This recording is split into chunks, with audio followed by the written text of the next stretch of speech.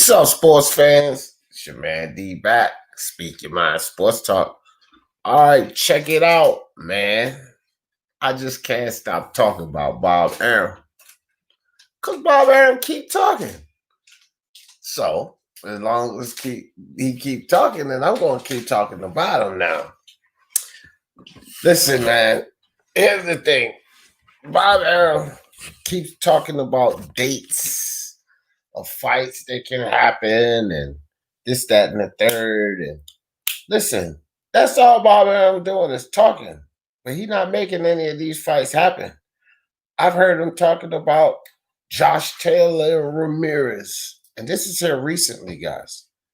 You know, Teofimo Lopez, Terence Crawford, Manny Pacquiao, or Terence Crawford, Kell Brook. And this last interview, I can't figure out whether he's got either one of those guys on the line. Manny Pacquiao or Kell Brook. One thing's for sure with Manny Pacquiao, he's going to need fans for that. So we could cancel Christmas on the Manny Pacquiao fight. I don't care what anybody say. Intangible, what's up with you, brother? Not much right now. What's up? What's up? Brown Gone One. Chin Smoke first up. What's good? Brown Gone One in the building. Brown Gone One says MXBC. Pride Fighting Champion. What's good with you, my man? So you know, like I said, man, Bob Arum just keeps talking. So if he gonna keep talking, I'm gonna keep talking. But here's what's funny though, right? It's like people to me pick and choose what they want to listen to when Bob Arum speaks, you know. And then I think some people are getting things confused about the Bob Arum situation with Lomachenko. I seen a couple of videos out, and I even somebody sent me a DM about it, right? About Bob Arum coming out about Lomachenko, but it was based on old numbers. You know what I mean? Have you heard anything about that, Intangible?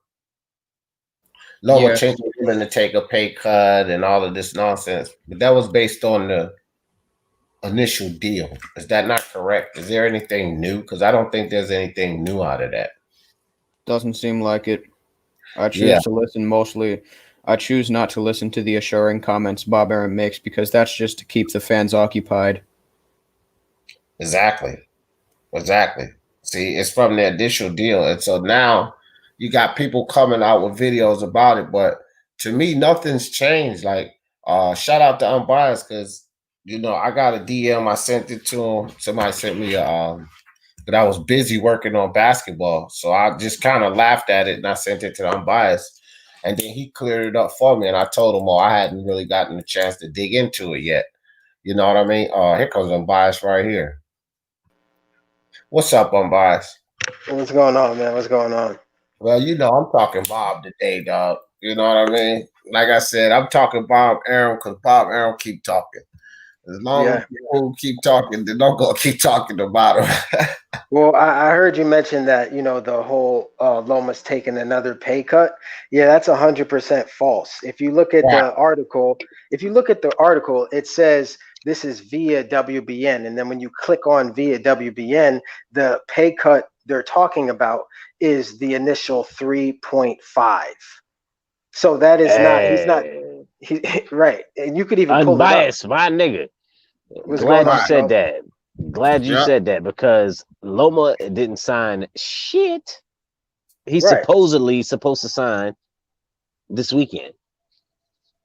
Yeah, I mean, according to I'm tired of niggas kicking T.O. back in because he's supposed to sit here and take a fucking pay cut to Luke fucking Campbell like he's not a champion. Yeah. I mean, you could go to the article yourself, and I'm not making this up. It's going to say via WBN click that. That is an old interview, and when you actually go through it, Bob is talking about the 3.5 pay cut that Loma already took that we already knew about. He's not taking a new pay cut, so I don't know why people are reporting that like it's news because it's old. You know what I'm saying? Okay, and why see I can see you in the fucking comment section with your goofy shit. Oh, he's taking a pay cut to entice. Nigga, he didn't sign yet. So what the fuck pay cut is he taking? Involuntary pay cut. Yeah, what pay cut is he taking if he ain't signed the dotted line yet? No, he took a voluntary pay cut. That was the 3.5 initially. He did that. But that was an initial pay cut. That's an initial pay cut, but that's not on pay. Nothing is signed. And it's not a motive to entice anyone, Vasyl. He took that pay cut because of the atmosphere of boxing right now concerning the pandemic. He had to take a pay cut. Well, Indeed. And I got another thing.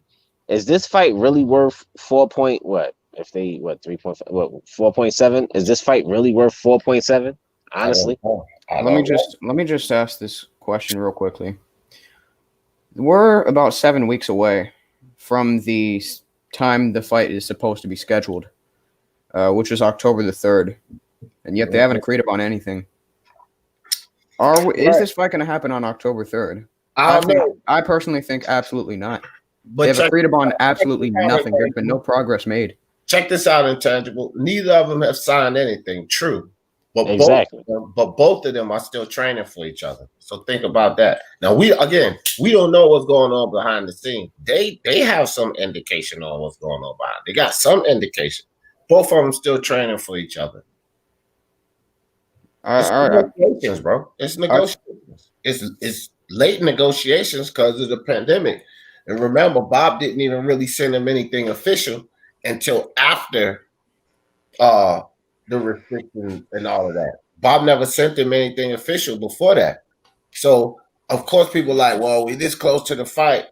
Well, shit, they just got started negotiating not too long ago. This hasn't been no ongoing thing. I think I think we're pretty much at the same stage we were from before this fight was even in talks.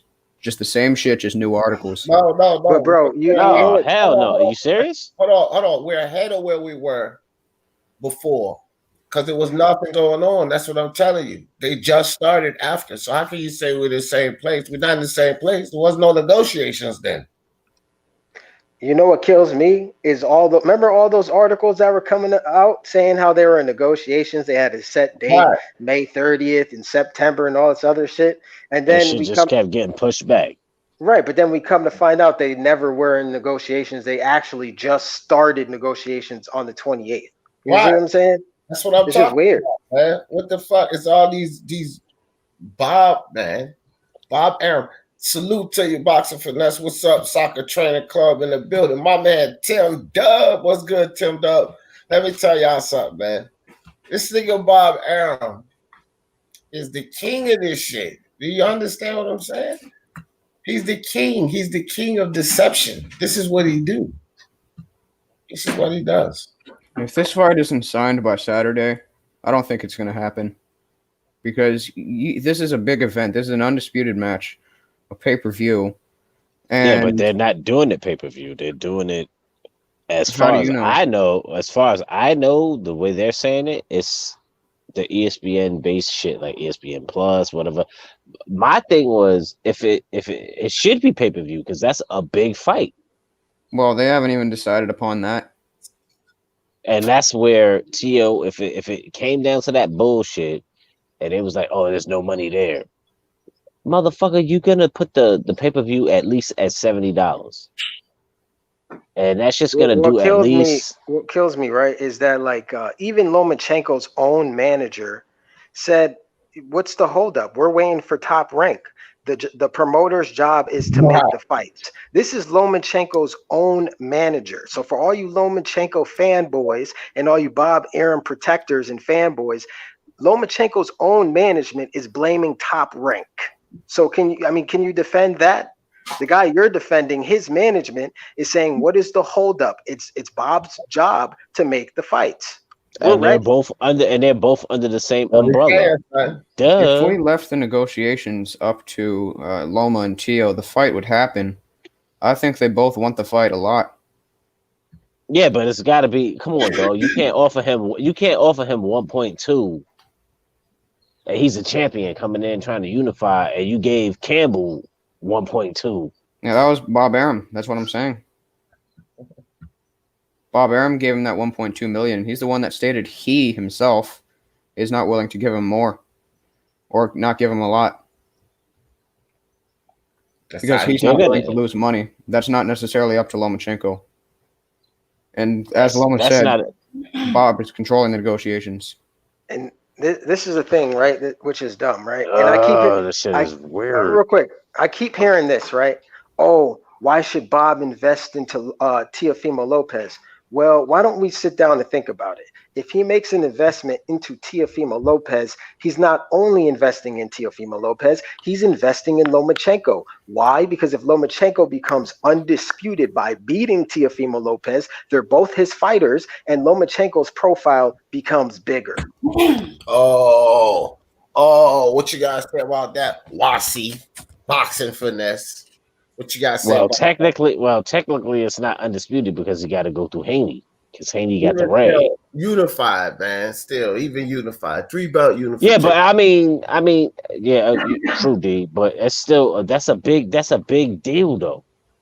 Yeah, it is. It is. But so it's 3-belt. Ain't no other youngins sitting there putting in work like that. Just he put himself in that situation. I can't say he didn't. Hey, Charles D, you said that's a big deal, though. That is a big deal for Teo to fight Loma. That's a big deal, though, nigga. Oh, my bad. Shut up, nigga. Shut up, nigga. No.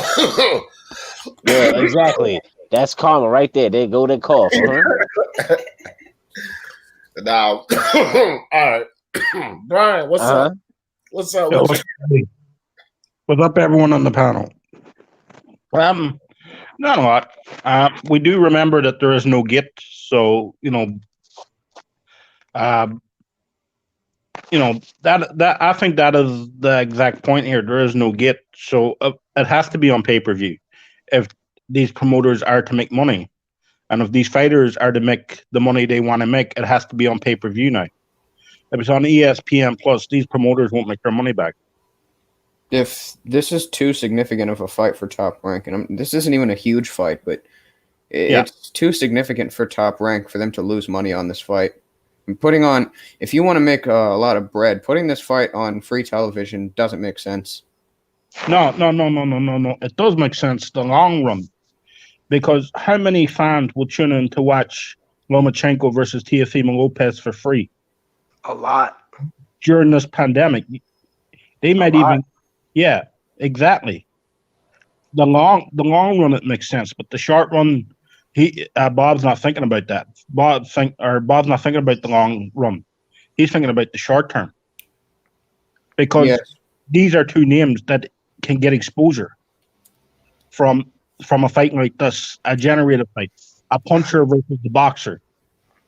That's the old saying, but Teofimo's got more to his game than that. But they can market this as a puncher versus the boxer, the bigger guy versus the smaller guy, the big puncher versus the small, slick, quick boxer. And they promote this right, and they promoted this right. Long term, they can get exposure for both guys, and Bob can make a lot more money off it. Exactly. And that's my point, right? So he needs to think of this as an investment. If Teo knocks out Lomachenko, you got a young star that with huge potential earning. If Lomachenko schools Teo, then you have a unified champion, which most of us will view as undisputed. Yeah. I know, Charles, but I'm just saying, right? Most of us will view him as undisputed, and you're building his profile. So think of it as an investment. And also, if it's a good fight and if it's a tight fight and it goes to the scorecards and it's got all the drama you want, right? And both fighters come out of it with credibility, you can create 2 stars. That boosts, and it's in the same stable. Exactly. Exactly. 2 stars, and Bob Arum will make a lot more money in the future from this. I don't think having it on pay-per-views, I think having this on free TV, ESPN Plus or whatever is a good idea. I really do, because I think boxing needs the exposure right now more than anything else. And 2 fighters like this could bring exposure back to boxing and can bring back some excitement with the casual fans. Listen, I don't think there's much chance of this being a tight fight, because I see this as Teofimo stopping Lomachenko, and on the route to him stopping Lomachenko fending him off, not showing everyone the magic that they're used to seeing, or Lomachenko totally outclassing the kid. Nope, not happening. I don't. Well, I'm just saying. I see it either or. You know what I keep thinking about is how Lomachenko is going to take that first counter that Teo is going to land. I know people. They describe Lomachenko like he doesn't get touched or anything, and I don't see that at all. Especially at 135, he's been getting hit. He's been getting hit a lot here. Yeah. So I just want to see how he's going to take that first flush punch, because it's going to land. You know what I'm saying? So and it's going to land hard. And Teo, for the dub, he's putting Loma to sleep. Anybody want to put money on that? I don't know, but I'm going to tell you this. Even if Loma weathered the storm, people see this with the fans. They ready to see Loma. They ready to see the magic, him turn the guy, him, doing what he does. But that's when he's in control of the fight. So even if he doesn't drop him, hold on, Brian. Even if he doesn't drop him, it gives him a lot to think about. Now he has to change his game plan out. All that magic and that, waltz dancing in the ring y'all used to see, y'all not gonna see that. The motherfucker gonna be more on the move, because he can't anymore though. Heavy bicycle. I think on my boxing. That's just how I see the fight going. Teofimo can land shots, but I do see Teo turning him. I see Loma turning him. I see Loma landing combination punches, making Teofimo miss. That's just how I see that fight going, but I might be wrong. I can see Teo also getting broken down to the body. Exactly. Yes, he's not used to getting hit by somebody that big, 1, and 2. He's gonna fuck around and overstep. I could see Teo walking him into a shot. Yeah, the thing is, for me, Lomachenko is not the same at 130. Now, at 130, I don't think anybody could beat Lomachenko at 130. But since he's moved up to 135, he's been having mental lapses in all of his fights. I mean, he's been making way more mistakes than I'm used to seeing him make. And that is why I think the hand speed is about the same. Teofimo has a twitch to him, and his reflexes are cat-like. So that's the problem that I'm having with picking Lomachenko in this fight, or else I would definitely pick him.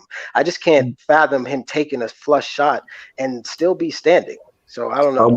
I also do think that not from Teofimo, because if Teofimo lands something straight down the pipe, he taking a nap. I also think that Loma's power is underrated. I don't think mental lapses, bro. I think that he has to switch up. That's what I was saying. It's at 135. He's taking more damage from these guys that are bigger. Okay, so I don't think that it's like a mental lapse. I just don't think that he can perform the same as he did. He got to do different. He got to do things different. He got to put that guard up more. You know what I mean? You're not going to see him work the jab, because working the jab on a guy that's 130 is not going to cost him as much as working the jab on a guy at 135. When he's fighting guys, when he's fighting guys who are taller than him and who control the distance and have an easier time doing so because of that, he's going to have to bite down on his mouth guard and come forward on them and get in a high guard. Can't just do them like he did Russell. But also, I do think that Lomachenko is an underrated puncher. He has very good power. Anytime he lands a really clean combination on somebody, they always shell up. It's not like it's not like it's just feathers. He doesn't have knockout power. No, he has power, but he has speed. He has respectable pop. Power. Yeah, he's respectable. Like Floyd, he'll keep you off you. It's precision. It really is down to precision. That's why it hurts. Like, that's why he's effective, because he's precise with his punches. Yeah, The reason I think Loma wins, I think he's seen Teofimo's style before. I don't know if Teofimo has seen someone with Loma's style before. So, as quick feet, the movement, the quick combinations, just Teo's the gonna turn. catch him. Like, Teo's gonna walk him into something. like, Yeah, and like Luke Campbell was when he touched Loma's body, Loma did not like that at all. He And then didn't at all. and leaping in, bro, he leaped into an uppercut that Campbell landed. And I'm sorry, Luke Campbell, Teofimo has better timing, better twitch, better everything Power. than Luke Campbell. So I mean, yeah, better man. power. yeah, but Loma's been training for this fight for the last 5 months apparently. So I guarantee you, he knows everything about Teofimo Lopez. I don't think he's taking this kid lightly at all. Hey, Brian Harkin, you said Loma's been training for the past 5 months, right? Yeah. What you think Teofimo's been doing? Hold on, Charles, hold on. Teofimo Senior and Teofimo been training for Lomachenko throughout their past 5 or 6 fights, dude. Yeah, I know that. I know that because they're paying attention to this guy. Is what I'm telling you, Brian. To his fight, to his style. You got to understand these kids was watching him, and Devin Haney was watching this dude before they came in. They said it, and they said they knew that they could beat this guy. When they came up, they could beat him. Just because they say they can beat him doesn't mean they can. That's not my point. My point is, I know your point. Hold on for a second, Brian. Let me talk, fam. It's not my point about if they say they could beat him. It's just like when we say this guy's been training for this guy. They've been studying that guy. They've been looking at that guy.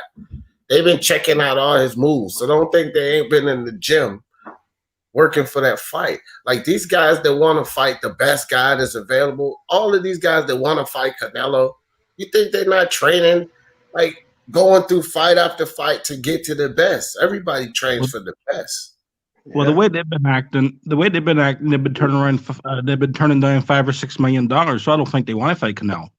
Who turned? Oh, well, yeah, that's a different story. Yeah, that's a that's a legit argument. Yeah, just because they say they can beat a guy, it doesn't mean that until they get into the ring, you don't know if you can or not. So also, there's a big size gap between Teo and Loma. You know what I'm saying? Yeah. Loma's very small for this division. Loma is tapping out at 135. I give Lomachenko credit for beating these guys. I don't think much of Luke Campbell or Linares, but I give him credit because it takes a lot to break down a significantly bigger person than you. And if you watch his fights, this dude is throwing a lot of body punches, and it takes a lot to break somebody down, and Loma's getting it done. But with Teofimo Lopez, his body frame, it belongs at 140. And just going to his body, you're leaving yourself vulnerable to get counter. And Teofimo is the most athletic fighter that Lomachenko has ever faced. Lomachenko's conditioning is incredible. That's why he's able to do so. If you look at that, hold on. That's not what I'm saying. If you look at his fight against Pedraza, he threw like a 90 punch combination and didn't stop at all. That's how he was able to drop him, I think, twice in the round. It was 11th. Yeah, he looked tired in that fight, though. Lomachenko did. Okay, but he's not getting hit by a nigga like Teo is. That dude is big for his size. Oh yeah, if you see him standing next to Triple G, that dude is fucking huge. They're almost the same size. I saw that picture where he was like training with Triple G. Teo, he's fucking huge. Yeah, they were like the same size. What is he, 5'9"? Yeah, he's like 5'9". Yeah, Teo. He's got to be 5'9" or 5'10", and he's fucking big. He's 5'9". He's a big guy. He's well built out. He's athletic. He's also fit. He has stamina. Teo's got great stamina. Hey, you know what? People always say. For me, this is the best boxer he's been in the ring with, and vice versa. So for me, this is a great fight. I think so too. Yeah. Yeah. And this is why I wanted to see that fight. Loma's the real deal. Don't get it twisted. I think Loma's a phenomenal fighter. I just think he's biting off more than he could chew at 135. Like, again, at 130, I don't think anybody could beat Lomachenko at 130. That's just my opinion. Yeah, no, I agree. He might have a good fight at 230. Dragon Lake, what's up with your fam? Shiz Biz in the building. What's good? YC Rahman. Appreciate you coming through, Toby Marley. Yeah, I don't think any of the fights between the champions at 130 and Loma is even competitive, to be honest. I think 130 is kind of weak right now. Yeah, I think Loma washes Burchell. I think Loma washes Burchell like badly. You know, some people think Burchell could beat Lomachenko, but I think Loma would destroy Burchell. That's just my opinion. I think he beat Burchell too. Yeah, I think that's a good fight. I got Loma on there. I also, even though I think JoJo could may actually be the best champion there right now, arguably, I still think he washes JoJo Diaz. I think he does him dirty. You think? JoJo Diaz can't fuck with Lomachenko, bro. That's for sure. The thing is, like, if Loma were to stay at 135, I could see him getting beat by somebody he has no business losing to because of the size and him aging. Like, he's getting older. So going back down to 130 versus guys that are, you know what I mean, more so your size, and you could work your angles and not look like, you know what I'm saying, you're getting hit more at 135. You know what I'm saying? Those guys are more durable too. At 130, I could see him stopping a lot of guys too at 130. Yeah, plus he carries the power at 130. So, you know, he's more chance of just making these guys look stupid. But yeah. Teofimo ate two of Kami's best shots. Loma's gonna have to break this kid down. Because he's not just gonna pop him with nothing. And people think the first few shots Loma pop him with, Teo walking through that, he coming for him. And he's gonna give him something back on him too. Now the question is, what Loma gives out, can he take what's coming back? And I don't care if it's to the body or if it's upstairs, because we know he don't like it to the body either. That's how he knocked Magdaleno out, because he was working his body. Magdaleno didn't like the body shots. He hit him upstairs, feinted him to the body. Magdaleno dropped him on, boom, hook. I'm telling y'all, man, you gotta watch out. It might be a boring fight because Teofimo might be on defensive mode. You know, he might be just alert mode. Nah, man. He is going to be very alert in that fight because he's going to be looking for that counter. He's not going to throw a lot of combinations in that fight, in my opinion. Okay, well, all right. Good opinion. I disagree. Yeah, he throws combinations. I don't know why people actually. He does throw combinations. It's kind of weird. He does throw combinations, but he's going to have to set his feet to do so. Nah. Well, yeah. I know he's capable of doing so. Of course, I've seen him do it before. There we go. But I think we need to factor in while Lomachenko is breaking down fighters, especially at 135. Let's focus on 135. While he's breaking them down, he is getting tagged. Yeah. So let's keep that in mind. All right. Now you don't want to get tagged too much versus Teo, because you'll end up drunk and then you go to sleep. You know what I'm saying? So I'm just saying. You're gonna end up on the other side of that Fortnite dance. And you know, it's like I always say, I'm biased. These guys, they talk about what Lomachenko is going to do, and yes, he does these things offensively, but against who?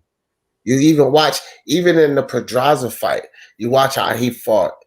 You know, he didn't even fight in the Pedraza fight like you guys are talking about this shit at 126. And this ain't no damn Pedraza. This Teofimo Lopez. So a lot of the things you have in your mind that Lomachenko is going to do, I'm telling you guys right now, you're not going to see a whole ton of that shit.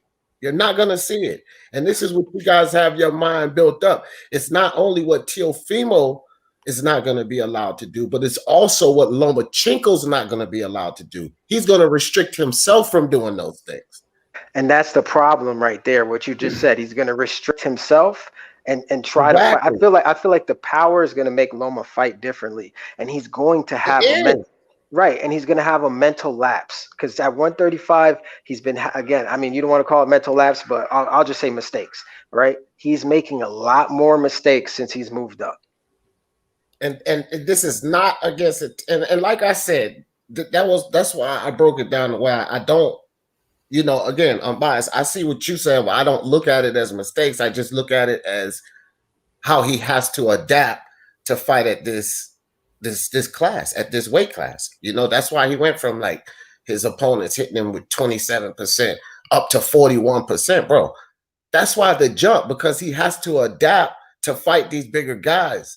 Well, and none of them hit him like Teofimo going to hit him. So there's going to be more adaptation that's going to have to take place. And you're not going to see all this fancy turning people and all of this nonsense that y'all believe. And then the way you guys believe Teofimo's going to be restricted. Well, Loma controlled a lot of those guys he was boxing. So when you're controlling a guy in the ring, then you restrict them from doing certain things. He's not going to have that type of control over Teofimo. I'm telling you guys, it's going to be a different fight from what you think. Trust me on this. Trust in me. Hey, man, I'm dead ass serious, bro. That's how it's going to go down. But look, Terence Crawford, Kendall Brook, probability, guys, because Bob Arum, okay, and we know we can only take what Bob Arum says with a grain of salt.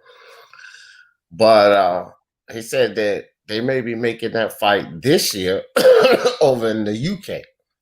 What do you think? I'd like to see that. Wait, I thought they were rivals. I thought they don't. Isn't that what the Bob Protector said? Bob just said earlier. Look, Bob, I'll see you the video. He works with Eddie. You know how he is, man. Now he works with Eddie, and they're trying to get that fight to happen and all of this nonsense. Yeah. Bob Arum. He's back and forth, up and down like a seesaw. I call Bob the soundbite Arum. That's my nickname for him. He's the soundbite. It's crazy. He said he's going to make an undisputed clash between Josh Taylor and Jose Ramirez. But then he said he doesn't have. But we don't have enough money for that. Ain't no fucking way. Yeah, that fight's not going to happen this year. Look, we're out here. We got all these boxing scene articles. We got all this and that, just for there to be the same shit going on. I don't even know whether negotiations are actually happening or not. Now, I do have something that the old bastard might have been honest on. My man G Boogie in the building. What's good with you, G Boogie? Brown going one. All right, so in the same interview, I was listening to him anyway. He was kind of honest on the Fury and Wilder situation, guys. Now, he was honest on the delays that may happen. So basically, December or February. These are two dates he actually discussed, February of 2021. But here's my thing. If we start talking this February of 2021, I don't even know about this fight happening. Yeah. Especially if you throw Dillian White in there and the WBC and his mandatory. Dillian White, he's not even a factor because Fury had thrown that belt away before he let Dillian White force him into anything. So I'm just talking about the fight between Wilder and Fury.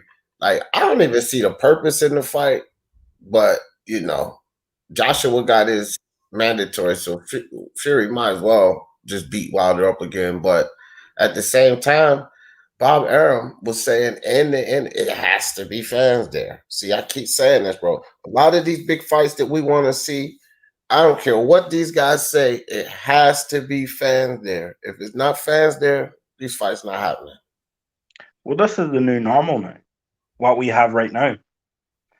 This pandemic ain't going away anytime soon. So if we're waiting for fans to come back to arena, full arenas, we'll be waiting a long time. So, we won't see any of these fighters fight. If that's the case, that's my opinion on it. Yeah, well, I'm going to start taking this into account because I keep hearing these guys say it. I keep hearing Eddie Hearn say it. I hear Bob Arum say it, or read it. That they done said it in the article. At least they're quoted. They have the quotation marks. And the thing is when they start coming out, like, okay, so people say, well, you can't blame Bob Arum, and they start pointing toward the ESPN and the contracts and all of this. Well, who's in the media putting out the narrative? Was it ESPN in that contract that made it appear to the media that Teofimo was the problem? Or was it Bob Arum and the way he came out with his narrative? So I don't care how you slice it up. Is Bob Arum involved in this shit, bro? This is what I'm telling you. He's a snake. He's going to figure out how to work the deal. And creating and forming a narrative can help push, cause pressure on working the deal. What if he caused a lot of this kid's supporters and fans to abandon him, right? Maybe that could have caused pressure. Maybe that could have gotten to this kid's mental, but we weren't falling for it. A lot of his fans are fanboys, but even the ones that know about it, I won't falling for it. These guys listen to YouTube. I don't know if they listen to my channel. I only got 1,300. Punch on got 16,000. They may be listening to his channel. We were saying the same damn thing. You full of shit, Bob. They know we getting the message out there. I'm telling you right now. Bro, look, these promoters are doing what they're supposed to do. They're supposed to promote. And sometimes when you promote, you have to deceive the public. So you just got to keep a sharp eye. One thing we know for sure is that a lot of these promoters right now are talking about without the fans, these fights are not happening. So whatever narrative you guys hear, just take that in consideration. You can call this guy a duck, you can call that guy a duck, but you always remember from the beginning, the promoter saying that these fights are not going to happen without the fan participation. So you got to start keeping this in mind, bro. It's going to cause money with how much. It's going to cause problems with how much money is offered. It's going to cause problems with venues. It's just going to cause a lot of problems with these fights. That's why Canelo having such a hard time. Yeah. Okay. Promote, right? Bob Arum. He just, I don't know about how many. He just irritates me most of the time. I had something in my head and I completely went out. No, good, bro. That's like a brain freeze. Jesus Christ. What was I going to?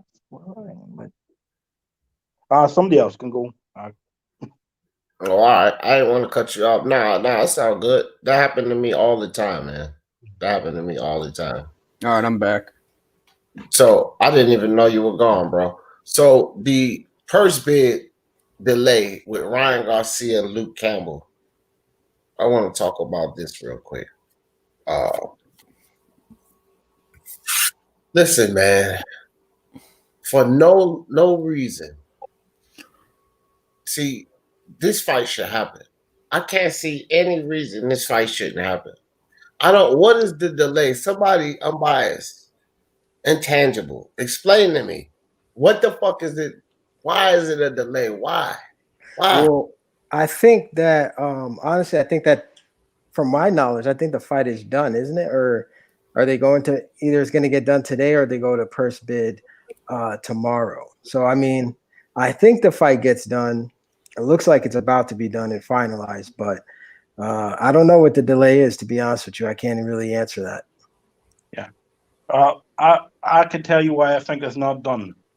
Ryan Garcia's got a new name. Ryan, right? When he gets introduced, Ryan, I want more money, Garcia. That's,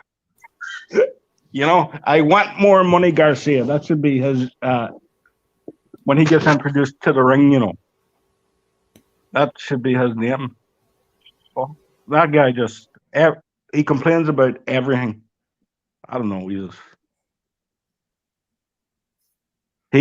I don't like him either. Yeah, I think it's on though. I think the fight is done. I mean, that's from what I saw, but who knows, man? See, but look, okay, really so knows. This is the thing. It was, as far as I've never heard of an actual deal, because from what I read, I think it was on Boxing Forum. Eddie Hearn said we have a deal. This in principle bullshit, right? And Eric Gomez, he confirmed that it was a deal in principle. That's it. That's all I ever heard about the fight. But what is in principle? A handshake at a dinner? Yeah. All right. That's just word of mouth. That's just confirming each other. Okay, I agree. Right? That's all the deal in principle is, right? Yeah, I think he was looking for 1.5 million for the fight to fight Luke Campbell. Ryan Garcia. I don't think money was an issue in this one, Brian. Yeah. Well, that's what I've been hearing. I know he was looking for something between 1 million and 1.5. So I know that there was struggles early on. They weren't going to give him that money because he has a contract. But I think Eddie Hearn was willing to waive that off and go, well, we'll give you the money. But after that, I don't know what else is keeping up the deal, because I just want to see some fights happen. I don't care at this point. But I think this is more concerning I think this is more concerning the person, the venue, and where the fight happened and all of that. I don't think this is concerning where Ryan Garcia's money is in this situation. That's what I'm trying to say. It's more concerning the other factors in this fight. Either way, that shit can delay the fight, bro. A venue, if it's going to happen here or in the UK, you know what I mean? Either way, that type of stuff can delay this fight. And I think that's the problem of what's going on right now. Yeah. Hey B, can I expose the whole Lomachenko taking another pay cut thing that's been going on? Your thing, okay. Yeah, thank you. All right, so you just gotta share my screen real quick. Oh yeah, and then I got you. I see it. Okay, you see, look. All right, so can you guys see? Yeah, I can see. This is the article, right? He's willing to take a pay cut, right? Okay, so you go ahead and you click this. This is the source via WBN. All right. Now this is from Bob. Okay. Oh. You scroll down. I can't see. Oh, you can't see? No. I can see it. I can't. Blow your screen up, Brian. What? Okay, so he said, look, Lomachenko is concerned. He's contracted with us a long-term contract for substantial numbers based on the level of fights. He is voluntarily, under these circumstances, reducing his own purse in order to get this fight done. Now let's scroll on down. And then when you look at this, when asked if 3.5 was a good estimate for Loma's paycheck, Arum answered, that's not too far from the truth, although it's confidential. So all they were talking about was this 3.5 million. That is it. Okay. He didn't take another pay cut. You're right back to it. The source led you right back to it. So, I mean, it's right there, bro. It's right there. That's why I say people hear these reports. Willie Boy slip and move. What's good with your fam? He said, Eddie not want an extension, maybe organize it for possibly 02. Don't know. Yeah, that's what I was telling the Willie Boy venues and such. That's what this is about. Not about, I don't think it's about the fighters' money. It's about venues and where this shit is going to happen in US, the UK, or it's more about that. But yeah, man, Lomachenko, this whole Lomachenko nonsense. Like I said, man, I don't even care about the politics. I just got all excited because people were trying to force me to believe the bullshit. You know what I mean? That's it. I'm like, bro, I'm not going along with that.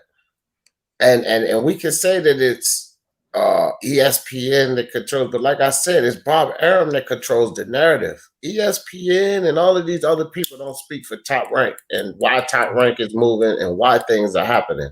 It's Bob Arum that puts that narrative out there.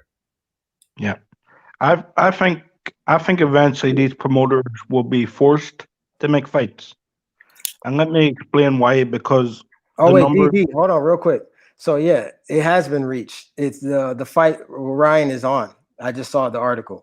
So it's definitely on now. Yeah. Nice. Yep. Nice. So I can't decided where it's gonna be. Someplace closed down. Yeah, there's no point having it in the O2 if they can't get a crowd.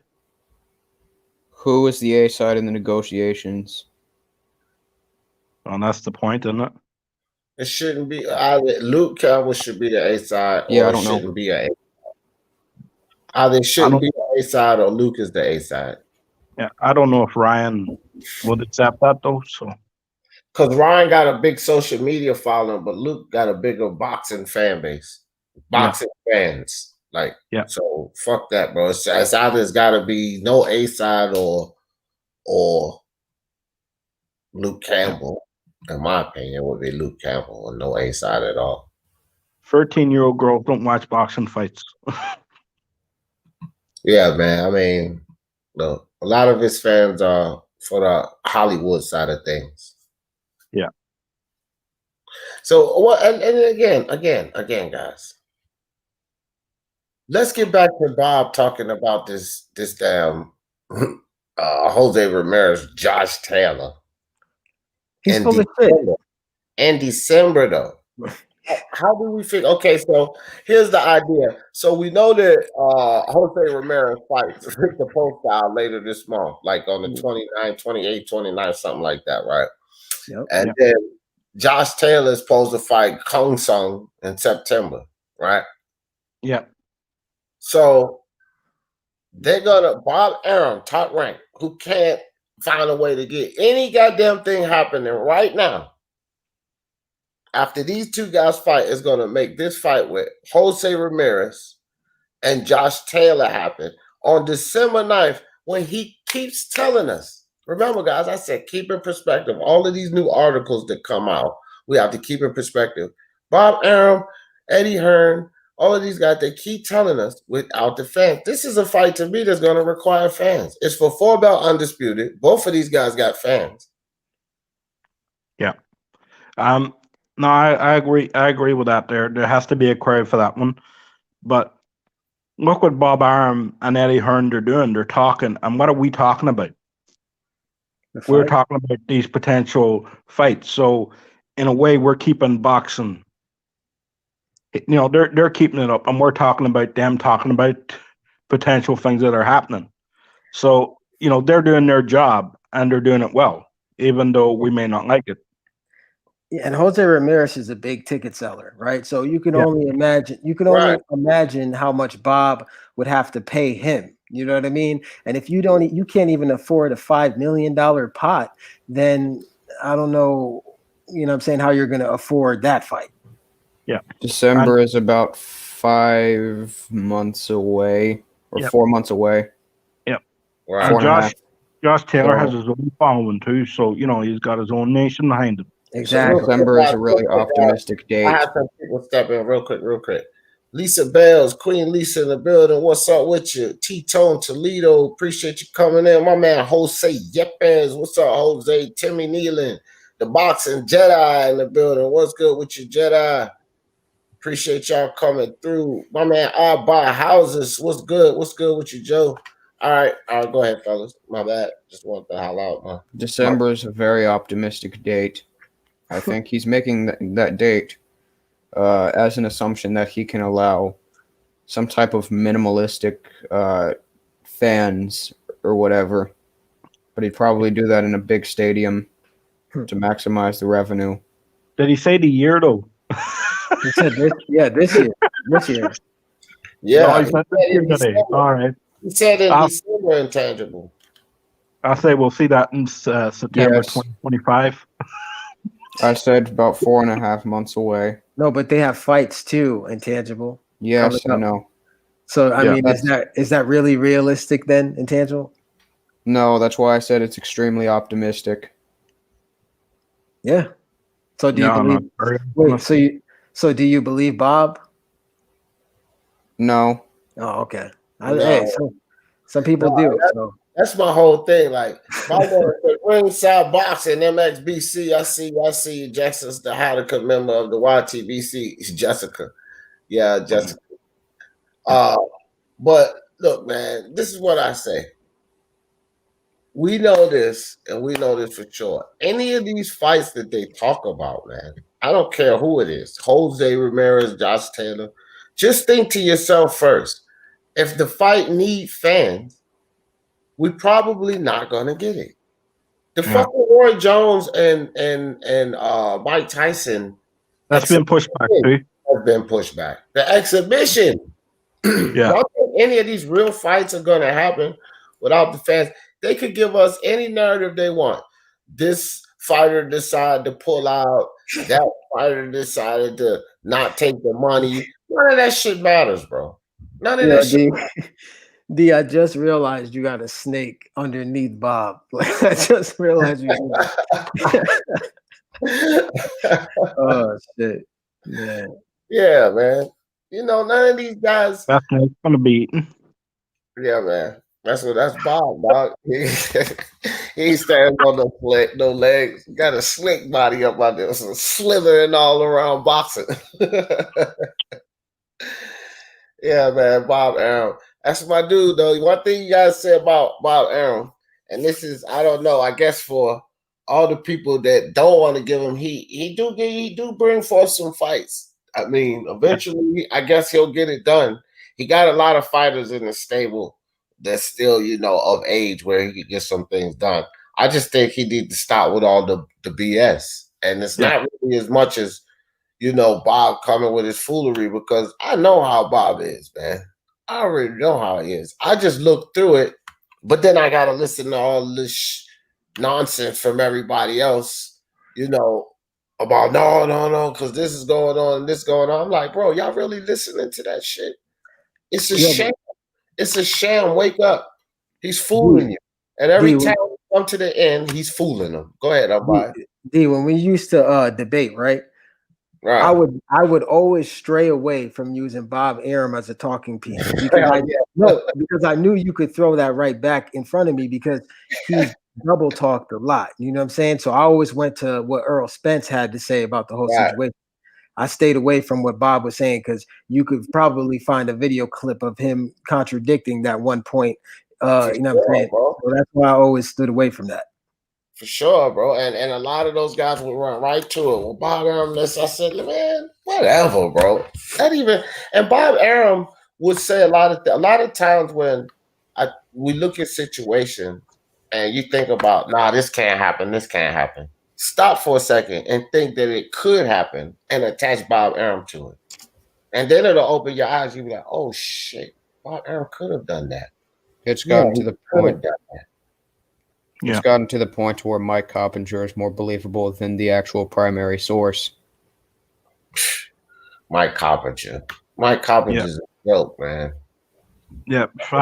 It's not even because of this whole Lomachenko situation. I've been stopped following Mike Coppinger. I called him out a few times. And when I caught him with the foolery a few times, I just stopped following him. Michael Benson is pretty stand up. Well, Mike Coppinger, phooey. Like, bro, nah. And he's giving y'all other false information, bro. Coppinger has put out other false information. Trust and believe. He's a source. He's a source to. I think what Mike Coppinger is a source for these promoters to push their foolish narratives. Or he was. He's starting to be exposed now. So now they're going to have to find another source. Because he was reliable and people depended on the things he said. So if promoters got that, if they have that voice out there, they could push these narratives through guys like him. You understand? That's what I believe Mike Coppinger is. Hey, so what do you think about Crawford versus Kell Brook, man? Hey, AOBS, man. What do you think about Crawford versus Kell Brook? Click the link, AOBS. Yeah, what do you think about Crawford? So let's talk about that fight. Do anybody give Brook a shot in hell? boxing monster in the building. What's good with your AIs? What's up with your Johnny Boy? What's up, Johnny Boy? Who else stepped in? But does anybody give Crawford? I mean, not Crawford. We give Crawford all the chance in the world. Anybody give Kell Brook a chance in hell? Nah. I think he beats Kell comfortably. I think the fight's not very good, but I also don't even think it's realistic. Because I don't think Brook is going to cut down to 147 again. Well, Brook's been calling for it. Bob said they're, going to make the fight apparently, but it's Bob, so it may not happen, but that's what's out there, that the fight could potentially happen, right? Well, yeah, you're sourcing Bob, but also under the same breath in that same article that I think was cited, he said he was going for Pacquiao first. Right. Yeah. Yeah, but hold on, Intangible. But in the interview that I just listened to, which is more recent, Bob Arum said, of course, the Pacquiao fight is there, but it's not realistic. No, Bob said that as well. Look, the reality, Intangible, is Bob doesn't have to say that. Pacquiao is going to require fans, and it's going to require a good amount of them. So the fight's not realistic. We don't even have to listen to Bob on that. To me, in this interview earlier, he just admitted it. It's not more or less that he's saying anything or pushing it. He just admitted it. Look, man, no need for me to even keep pushing the Pacquiao shit. The gig is up. That fight ain't going to happen. I think coronavirus retires Pacquiao. Besides what Bob is saying, right? This is why I think that Kell Brook versus Crawford could happen, because you could throw that on Sky Sports and you could make Crawford his money, because Crawford said he's not coming back and fighting for a short amount of money. He's only going to fight this year during this pandemic if you pay him a certain amount. So Bob could do a fight with Kell Brook and potentially throw that on Sky Sports pay-per-view. Yeah, Kell Brook is a name in the UK that will sell out a pay-per-view, and if you take Bud Crawford up there, I'm telling you, that would do mad numbers in the UK. I guarantee you that. That's the thing, and Eddie Hearn and Bob Arum was actually discussing that fight happened over in the UK. Yeah, I can see that happening. I mean, look, I don't think Terence Crawford wants money, right? And he's already expressed that he wants money. He don't care. He's not trying to really hear about no pay cut. This is what Terence Crawford, Unrivaled Boxing. What's up with you, fam? Appreciate you coming through. He doesn't really care about all of this hoopla. Samuel Shaw, what's good, Samuel?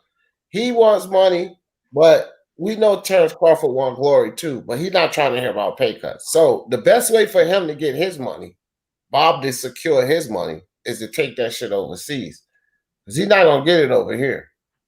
If he can even find a venue over here. Yeah. Plus he has to have the right sparring partner and someone who can sell tickets in their own country. And I think pay-per-views in their own country, and I think Kell Brook will do that. I think like Kell Brook, he's not the best boxer, but I think in the UK he's a name.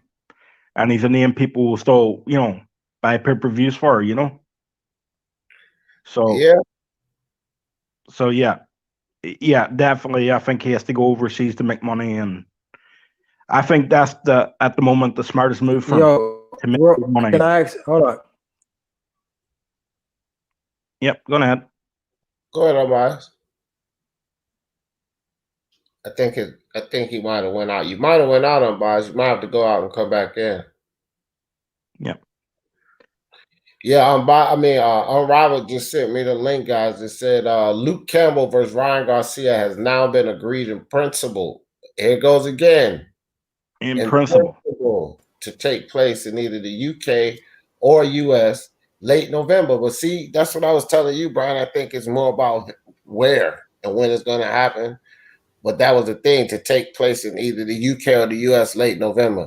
The fight for the WBC interim lightweight belt is a final eliminator to determine Devin Haney's next mandatory. So There we go again with that in principle. Let me tell y'all something, man. Y'all look for that word from now on. Because I'm tired of people running around talking about he agreed. They said they're fighting. La la la la la la. And then we get to the damn article they talking about, and they just blew off the word in principle. Yeah. Yeah. Well, that means, listen. If I say I'll send you $100 if you can guess the number I'm thinking about from 1 to 10 in principle, don't expect $100 because that shit don't mean nothing, bro. You gotta have an announcement. That's why unless you get the fight announced and the fight's happening, it's on, then forget about it, bro. Especially if you hear anything from Bob Arum. But hell, look at even Eddie Hearn. It's like Eddie Hearn using in principle and the fine print. Like he give you this long statement and then slide in there in principle. And then everybody run a shit because a lot of people have respect and they like Eddie Hearn. I like Eddie Hearn. I think he's one of the better promoters. But you still gotta read between the fine lines, as they say. If that phrase in principle is in there, then it doesn't hold as much weight as an actual contract or a fight being announced or something. Like it doesn't hold that kind of weight. In principle agreements leave too much room for the foolery. Yeah, I don't like it. People only like Eddie when it's convenient. You know what I'm saying? So right. Yeah, exactly. Because anytime Eddie Hearn came out after Deontay Wilder, this man had the most fans in the freaking world. More fans than I ever seen. Eddie Hearn was like the Pope of boxing when he was talking about Deontay Wilder. Yep. You can't say no wrong. I hate Eddie Hearn with a passion. Why you don't like Eddie? Oh, Brian. he is Sky Sports interview Eddie Hearn. Sky Sports interview Eddie Hearn. I see Eddie Hearn every time I turn on Sky fucking Sports News. That drives me fucking crazy. Don't like him. He's a smarmy bastard. He's a wanker. He's a prick. He's a dickhead. Sorry for cursing. He is everything you can think of that I hate about a guy. I just don't like him. He's just Eddie Hearn fanboys are actually just as bad as Al Heyman fanboys or PBC fanboys. Yo, they're all bad. I'm gonna be honest. I didn't even know Top Rank had fanboys until this Loma shit happened. I mean, the same stuff that people were saying about Al Heyman, all those PBC protectors. I see Top Rank, protecting. I said, and Golden Boy, I told you a long time ago, these motherfuckers. Yeah. That's why I was like, not you, because I knew you was coming from Logic. I said, not you. And you might not know they out there, but I'm telling you they out there, bro, because I'm always out there battling with these motherfuckers. I'm telling you, I'm biased. I've been knew these motherfuckers was out here. Because I'm like, dog, do you really believe that shit? What the fuck you think Bob Arum is, dog? Don't you know it's his job to fool you? But they just so gung-ho for Top Rank. It's like they don't want to listen to any kind of logic or theory. I'm like, bro, it's not always everybody else. Sometimes this network does what every other network. They all do it. They all do some bullshit, and it's about image, integrity. So they'll do some bullshit, and then they'll do anything they can to protect their image, their integrity. That's the narratives that they push to you guys, and they all do it. Nobody's innocent. Not Eddie Hearn, not Oscar, not Al, not fucking Bob. None of them are innocent. None of these guys, even the smaller promoters and networks, they're not innocent of it. They all do it. They have to do some bullshit to get the deal done. But they can't let you know that they're on some bullshit. They can't do that. So they have to look squeaky clean. So they push a narrative to make you think that it was the other side or the network's fault or the management's fault or the fighter don't want to fight. Whatever, to take the light off of them and the foolery that they just brought to the table. That's how it works, man. And they all do this. Every one of them. Yeah. I think eventually these fighters will have to put on, or these promoters will have to put on fights because the numbers are going down on these channels. PBC, ESPN. Well, Sky does all right on numbers, I think, but the numbers are going down on these channels.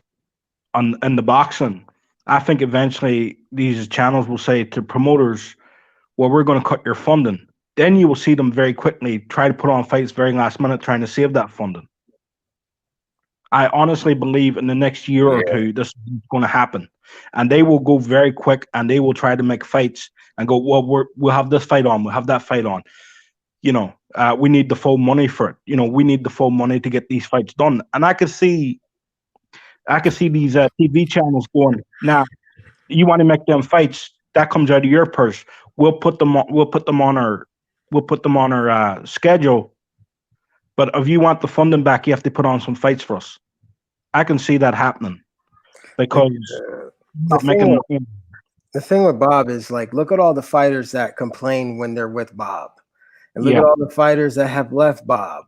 You know what I'm saying? We could say, like, Bob was an influence to Oscar and Floyd's career. Yeah, he showed them that, I want to be my own promoter because this guy's a dickhead and he, is trying to fuck me over. So yeah, he was very instrumental to the career, but for the wrong reasons. And now let's look at the fighters in recent times that has complained about him as well. So come on. That's what I always say about Fabrizio. He said Eddie is better than Bob. I think Eddie Hearn right now at this point, Fabrizio, and what's going on, Eddie is doing a better job. But we cannot say Eddie's better than Bob because Eddie Hearn ain't been around long enough, Fabrizio. Bob bought too much to the game. We can't really make that determination.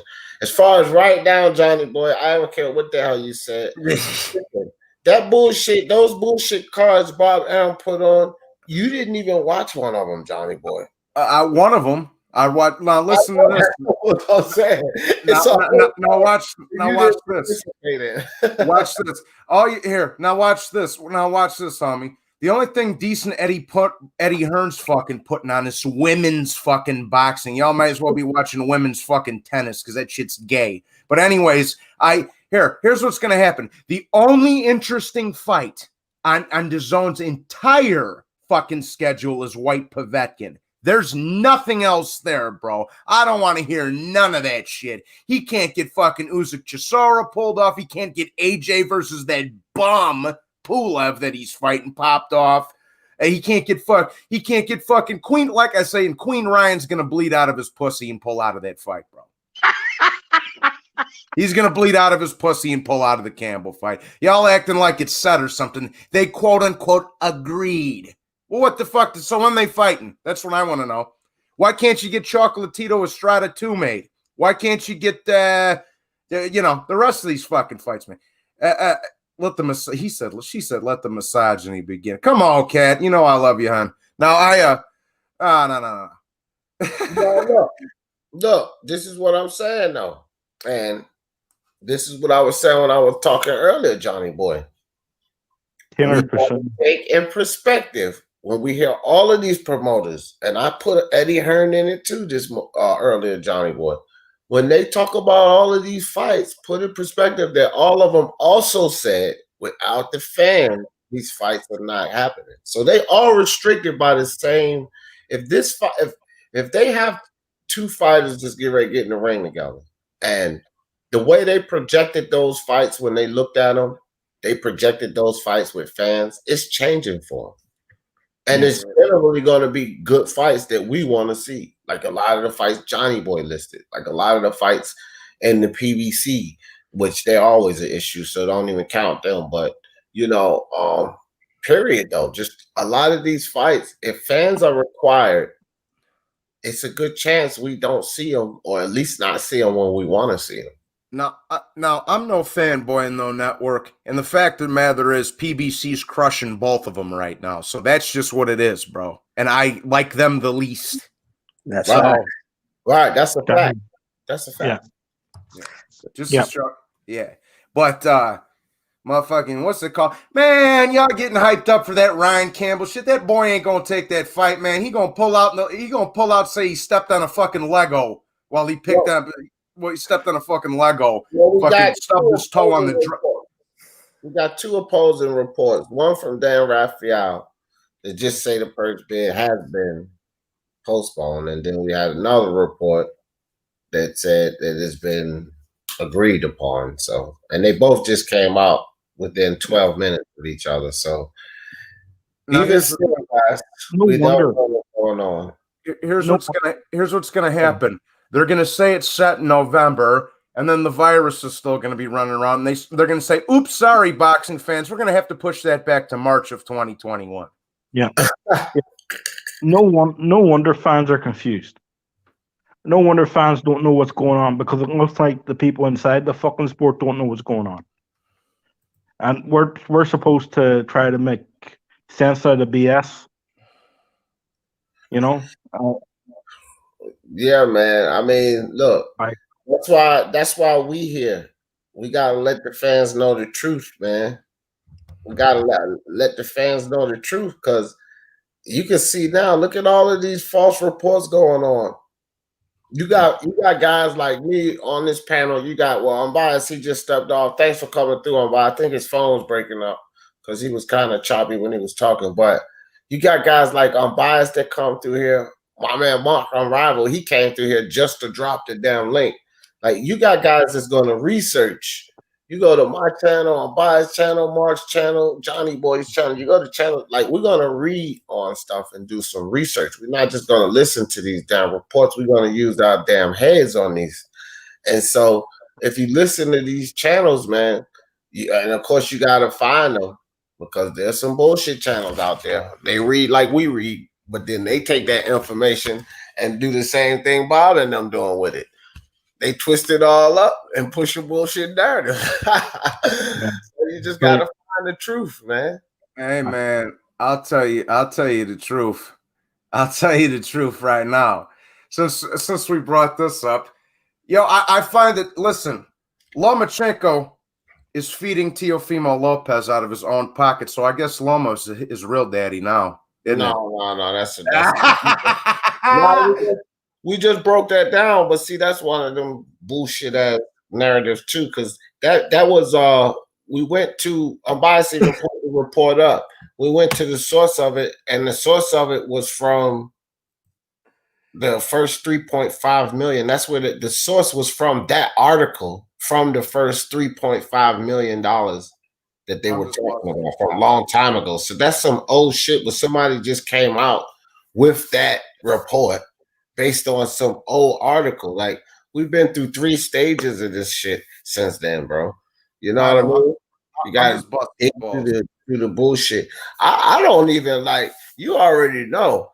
I'm not giving none of my dudes, not Tyson Fury. With Tyson Fury, I give him heat on shit. I was like, man, Tyson Fury dumb as shit. We already know he's gonna do that. So I don't even really try to defend Tyson Fury. Like, people say a lot of stuff about Tyson Fury, and you already know, bro. Y'all don't hear me up here. No, Tyson Fury this, but with Teofimo, that was some bullshit. And I knew it was some bullshit. I'm just breaking balls. Yeah, no, not you. I'm talking about that shit before, when I was doing those 5-hour lives and everybody talking about, no, you got to keep the same. No, you got to come at Teofimo. That was all nonsense. And then it came out, in the end, it came out that now everybody knows it was all nonsense. Lomachenko come out with contract. What contract did I sign? I never knew about any contract until I heard y'all talking about it. I never seen no damn contract. That's what I'm saying. How could Bob Arum not be at fault some? When he the one who started this whole narrative, right? Like, I don't give a fuck about ESPN, the money, and a lot of that stuff. Ring IQ, he gets into the politics and the, what happens behind. I always say I defer to him on a lot of that. He knows a lot about that. Still don't change the fact that Bob Arum is creating this narrative out here and causing the fans to be in hysteria, causing people like Brian to be pissed the fuck off at Teofimo. And that ain't Teofimo fault why that happened. Doing that shit.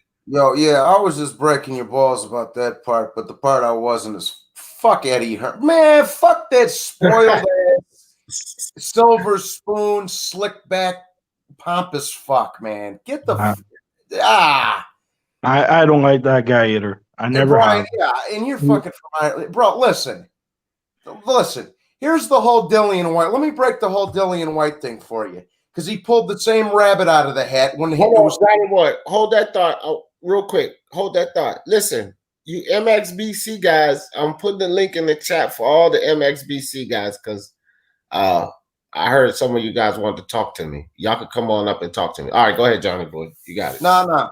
I was just gonna say, with all that stupid ass, old silly ass Lillian White talk, he pulled the same shit when it was supposed to be AJ and Wilder instead of AJ and Fury. Oh no!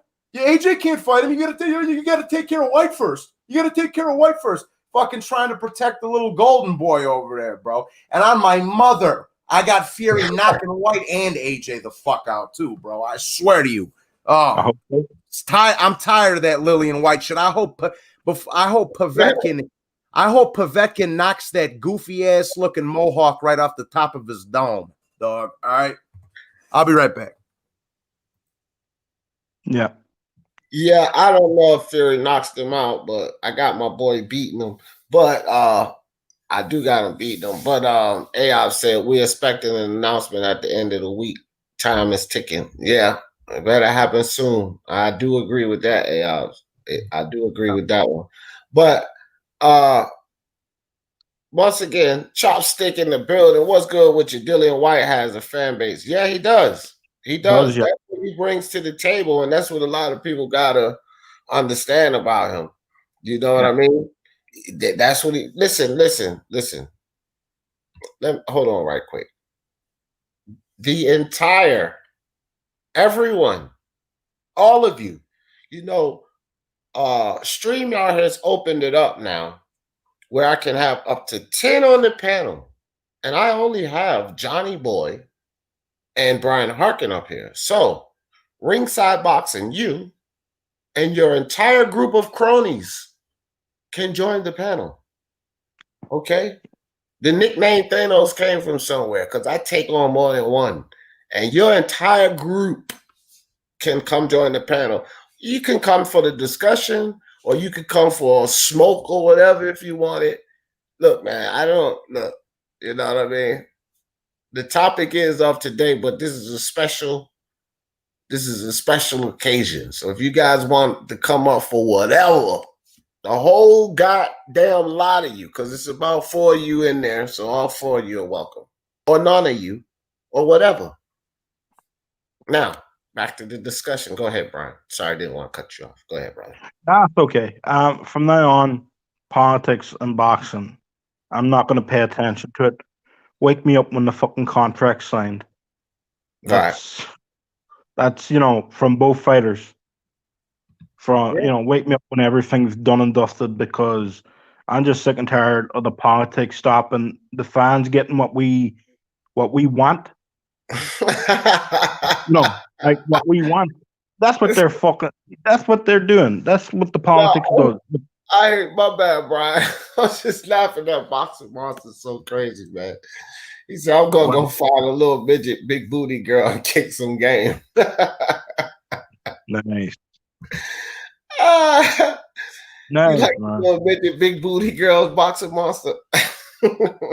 Max Kuckerman in the building. What's good? Lillian is AJ and Hearns night security a gate. Yeah. Funny, man, to see the big motherfucker standing outside Hearns. I know a thing or two about that because I used to do security, so years ago. Yeah, for building sites. Yeah. For night security, 8 p.m. to 8 a.m. 6 nights a week. Yeah, pretty boring job, ain't it? Very boring fucking job. You drive yourself crazy, like literally. There's a time too when you had no internet, no phones, and Max Kuckerman said Lillian is there to deflect tough fights from AJ. Nah, man. Y'all going in on Dillian White. I guess y'all don't like Dillian White. You got a problem with them, Brian? I don't really have a problem with Dillian White. I don't have. I think sometimes his personality is a little bit out there. I have no problem with what he's done in the ring. You know, I got a problem with the decisions he's made outside of the ring. Like, you know, like he could have had a shot. He had a chance. I forget who it was, and he chose to take a pay-per-view thing instead with Shizora, 3 million pay-per-view. You know, instead of going for a number one contender for the WBC. You know, he could have had a shot by now at Deontay Wilder, and he chose to go in a different direction. That's what I have a problem with. I have no problem with Dillian White. I like him as a fighter, so I have no problem with him that way. You know? Yeah, I feel you. You can't get mad with that man because he don't like women's boxing. I like women's boxing. I've been advocate for it for a while now. I'm not talking about you. I'm talking about Johnny Boy. Like I've been talking about the Pursoon. I think the Pursoon Katie Taylor 2 fight. I think that'd be a great fight because the first one was a banger. Anyone who hasn't watched it, go watch it. Yeah, it was. Yeah, it was a good fight. It was a very good fight. And then the weekend, Harper's fight. Yeah, Jonas versus Harper. That's where I was going with that. That was a very good fight. That's two women putting all in the mind. Yeah, and I know women can fight because I had 4 older sisters. Johnny Boy can't even deny that fight. Yeah, I'm not. Yeah, I'm not even. Fight, you're not a real boxing fan. Yeah, that you can't even deny that fight. That Jonas Harper fight was amazing, bro. That fight. Somebody told me to watch it because I was doing the game. I was doing the basketball game, and they said, "D, that's got the DM. You gotta watch that fight, man. After you finish the game." I said, "I don't know, maybe tomorrow, not after I finish the game, because I was doing the late game. We did a double header." Yeah, that might have been for me because I was on your basketball stream live, and I was watching the fight at the same time. Yeah, I think I think it might have been. I do remember you telling me it was a great fight on the stream, but somebody sent me the link to the fight in the DM, and so they sent me the fight. I guess just the whole fight. Yeah. Well, when I send the link, it goes black. You know, there's no blue. You know where it grays out. You know. Yeah, I think I said it because I kept getting people to come in here spamming the chat. Not you guys, but so I just got to go in there and give permissions to certain people to drop links. But right now, we got it set so that I don't know. It's like I just have certain settings on it. Some people can do it right now. I got to figure it out. Like I think I'm biased. Mark, IBFP. Couple of people. I don't know. I got to figure out the setting. But anyway. Okay. Yo. Nah, Cat. I'm just saying. No. Shout out to all the females that box. I was just saying, man. You fucking little Matchroom fanboys. Oh, I can't wait till Katie Taylor and fucking Cecilia, the boys I'm talking about, Cat. I can't wait till Cecilia Breakus and fucking what's her face? Like fuck Johnny Boy, huh? Jonas Harper, Terry Harper. Did you see that fight? What the fuck is that? Oh my gosh, it's a women's fight, Johnny Boy. I know you don't watch it, but you got to see that fight, bro. That was a good fight, Johnny Boy. It was on Saturday night there. Go watch that fight. If you don't watch that fight, Johnny Boy, you are not a boxing fan. And after you watch that fight, you will understand why I say, if you don't watch that fight, you're not a boxing fan. Those two women beat the shit out of each other. Let's put it in simple terms. Johnny Boy will understand. They beat the shit out of each other. Yes. It was a terrific fight, Johnny Boy. A terrific fight, bro. You know, I don't overestimate fights. That shit was like that. You got to check that out. Yeah. Yo, I'll tell you the best female fight of all time was Joanna versus the Chinese broad. Oh, UFC, Zhang and Joanna Joyce. Yeah, Joanna and the Chinese broad. I forget her name. That's it, bro. Yeah. She came out looking like an alien at the end of that fight. The big ass. Yeah, kid. It wasn't no disrespect to the ladies, hon. I was just saying these dudes coming out here like, oh, I can't wait for fucking like. I'm like, come on, man. That's all. No, the first fight was a good one, Johnny Boy, and I think the second fight will be a good one too. So, that's where I'm coming from that. Plus I met Kitty Taylor twice and I patted her once. So. Oh, well, there you go. Boxing Monster said if you have a wrench, you can drop a link. You don't have a wrench, Brian? No. Oh, I didn't know that. Well, no. We'll have to fix it. No worries. Yeah, well, we'll fix that. We'll fix that. Yeah, no worries. No worries. But anyway, yeah, that fight, man. Look, Johnny Boy, that was a UFC fight, and you're right. That fight was banger, but on the boxing side of thing, no, I still like the Terry Harper fight better. For real? Yes. Go watch it. Go watch it. You'll see why I'm telling you that. I still like it better, fam. I still fucking like that, Johnny Boy. Yeah, you gonna watch it more than once. You gonna watch it more than once, Johnny Boy. Yeah. Versus Taylor one. Where Yep. It's got the Barsoom versus Taylor fight. It's got that fight beat. Yeah, no. But go away. A lot of people are hyped by the second one. Yeah. You know what I mean? Like, their fight was good too. That's why they were hype about it, because they had a good fight too. But Terry Harper fight got that fight beat, bro. To me, technically, it does. But Barsoom was like a wild animal that night. She wouldn't be denied. That's you know what I mean? Like, so, Kitty Taylor with the boxing skills and Barsoom just said, I'm just going to walk through everything you got and I'm just going to throw right at you. Spring rolls. See, y'all niggas, man. Why you talking about spring rolls, Johnny Boy? You say what? Why you timing out these people? Because they acting a fool. But I mean, what's the cause, bro? They're nuts. They out of their mind. You timed out for no reason. Why are you timing them out? They can't even see the message. Yeah, bro, I'm surfing the chat, bro. I'm getting ready to snatch wrenches. I don't know why. If you timing them out for the shit we talked about, because we talked about shit behind the scenes, me, Johnny Boy. So if you timing them out for that, it used to say like check the message. Like I could see the message, what they said. I can't see that shit. Well, fuck that, but just don't time nobody out for nothing, Johnny Boy. That's all. All right. You said what? Oh, I ain't fucked. Sammy, shut up, bro. If you want it to come back, you got my number, bro. Anyhow, oh boy, what's it called? What's it called, bro?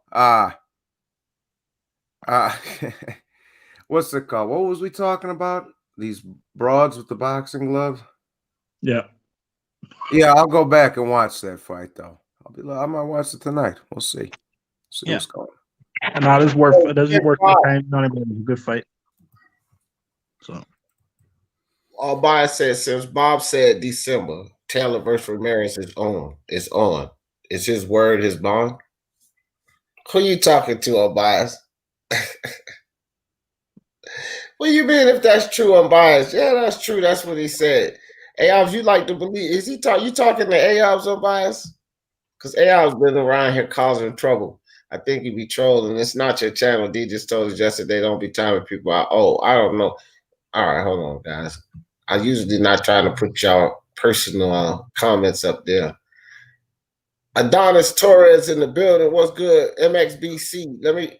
Every time y'all come in, this is why I done dropped the link in the chat. I know about 6 times today because somebody said yesterday that I think it was El Jefe told me some guys at MXBC want to come have a talk to me. So every time one of y'all come in the building, I keep dropping the link. But funny that nobody from the MXBC is clicking the link.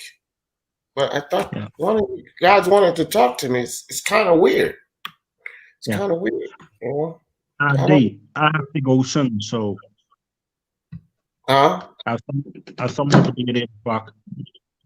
Oh, okay. I appreciate you coming through, Brian. You know you always welcome, brother. No worries, man. And thank you for having me on. And Bob Arum, Eddie Hearn, Al Heyman, and his other one. Forget the other one. Get some of these fucking fights done because I'm sick and tired of talking about politics. Get them done. Let's have a good end of 2020. That's my final words. All right, Brian. Appreciate you, dog. Be safe out there. All right. What's good with you?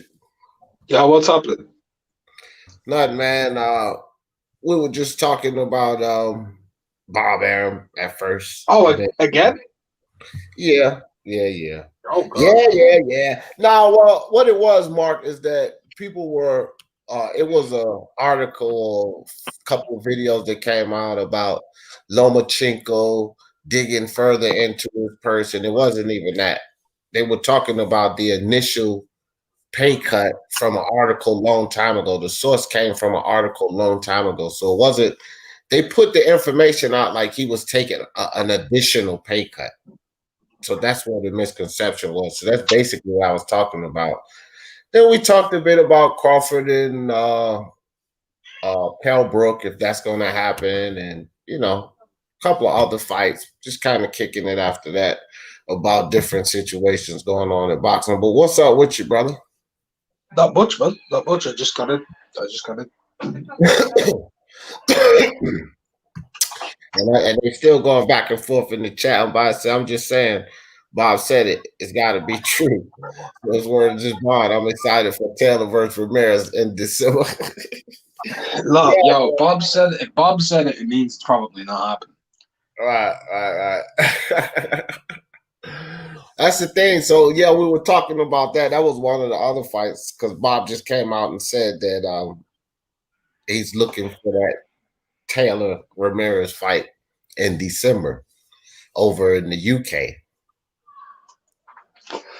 In the UK?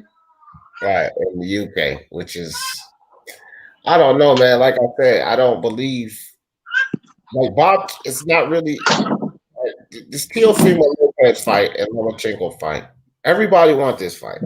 If you get all of these other fights that are big to happen, then prove it with this fight. Make this one happen. You can tell me about all of these other fights that you're going to put on. Make this one happen. See what I mean? Yeah, just make some fights. Right. Give me some fights. Don't tell me what you're gonna make. Make them. Make them. I mean, I'm not gonna sit here and get my mouth watered for Ramirez and Taylor. You can't even make this Lomachenko and Teofimo situation happen. I'll get my mouth watered if they make the fight, but if they don't, and you're just saying it, then I'm not going to. But if you make a fight, then sure, that's different. Why y'all want to strike me, dog? What they say? Hold on, Johnny boy. So Ringside Boxing said, "We are in guerrilla warfare, D. We're gonna strike you when you least expect it." Why is it that you guys have any intention of striking me, fam? No need to strike me. Tank Nation in the building. What's good, Tank Nation? What's good with you, dog? Oh my gosh, y'all fools going back and forth in the Unbiased, you're not welcome in the oh damn, Unbiased. You can't be a part of the MXBC. You hear this, Unbiased? Look, I want everybody to know this. Oh damn, Samuel Sharp out. Unbiased. You're not welcome in the MXBC. So don't even fucking try it, Unbiased. Hey, no, I just had to switch devices, bro, because your chat's real salty, so I wanted them to see me smile, So. Oh, okay. All right. Well, just go in the chat and flame them up, Johnny boy. If they No. I'm chilling. I'm just chilling. I'm starting the grill up. I got steak to cook. Yeah, y'all grilling out today. So I don't. But back to Jose Ramirez and Josh Taylor. Bro, I don't see a fight. I mean, shit, what's the chances that we get Postal and Ramirez and Taylor and Cone Post-Star Ramirez happened the 29th. I know, that's what I'm saying. Well, yeah, that one's we'll probably get that one. But September is shit, right? We still what? You're just gonna get Taylor versus Ramirez on in December? Taylor's got his mandatory. Ramirez has his mandatory. They need to come through those fights. And then all of a sudden, what? You're gonna just make them go back-to-back camps? Right. That's another thing. Doesn't make any sense. Like 90 days in between that time frame. You know what I mean? If Taylor's fight is in September, that means how much recovery time does he have coming off of that fight? He's got to go right back in the camp. Right back. Yeah, that doesn't make any sense to me. Samuel Shaw got a fan club. Guys, leave Samuel Shaw alone. Oh, damn, Samuel Shaw got a fan club. That's nice, Samuel Shaw. You got a fan club. Wow. He loves me too, man. He's one of my biggest fans.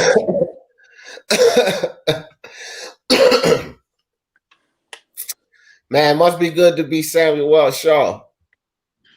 That guy's running around. Got your protection. He like Samuel Shaw, like Floyd Mayweather, walking around town. All these big ass dudes walking around there. It should say extra virgin Ortiz olive oil. Mark, you heard they pushed back the Tyson Roy Jones fight, right? Who gives a fuck? Mark, I thought you wanted to see that fight, fam. No, I've said time and time again, I'm not watching it. I'm not paying for it. Bro, go to my channel. I literally said I've made one video on the entire thing, and I called it the most honest fight in boxing. And the reason why it's the most honest fight in boxing is because these men are telling you they're going for a sparring session. It ain't legit. They're going in there. They ain't that's all it is. And they're trying to take money. That's all it is. That's all it is. It's an honest fight. So let them go. I don't give a fuck. I ain't paying for it, and I ain't watching it. I could care less about 250-year-old guys having a glorified sparring session. I'm with Mark on that one. If they want to fight, let them. All respect to them. Big love to them.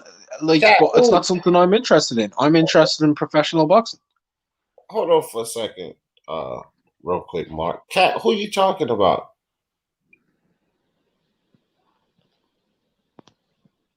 Who's she talking about? Because for some reason, bro, I can't. It ain't me. Yeah, Tank Nation got time though.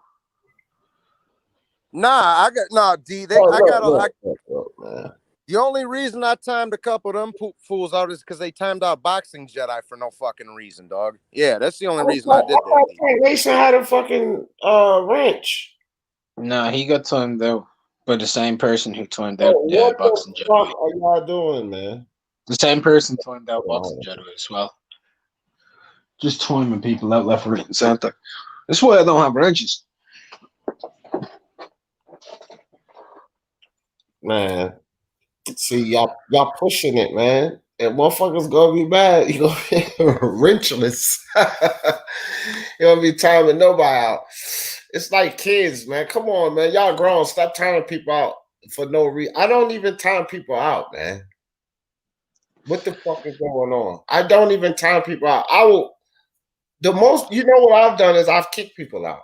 Because if it's that bad that it gets me aggravated, and y'all guys already know it takes a lot to aggravate me, then I'm going to kick somebody out because they're really out of control. So no reason for y'all to be timing people out, man. Come on. That's what y'all hate. And most of the names that I see that's timing people out, y'all hated that from those channels. Well, y'all would go to those channels and get timed out for the bullshit. So cut it out, man. Because this was complaints that you guys had. So don't do that shit here. Dead ass. All right. Anyway. Yeah, my bad, Mark. I don't know if I cut you off or not, but I didn't mean to. I just wanted to not good. Cut the foolery. But another thing, Mark, I did hear too that I mentioned earlier. I was listening to Bob Arum in his interview. Man, that Tyson Fury Wilder fight most likely won't be happening in December or maybe even period, bro. Well, what I saw was Frank Warren saying that the fight has to take place in 2020 or the contract is void. That's interesting. Right. So if that's the case, that contract is void. They don't have to take the fight. They can just do the Dillian White fight. Man. Right. And will he do it? Hype Trains, what's up with your fam? Will he do it? I think he'll fight. I don't look. My thing has always been, I don't think he wants to have 3 hard fights in a row, like Wilder, White. I think he'll do Wilder. Like he's already did the Wilder fight. I think he'd do White in preparation for Joshua. Right. I think he would.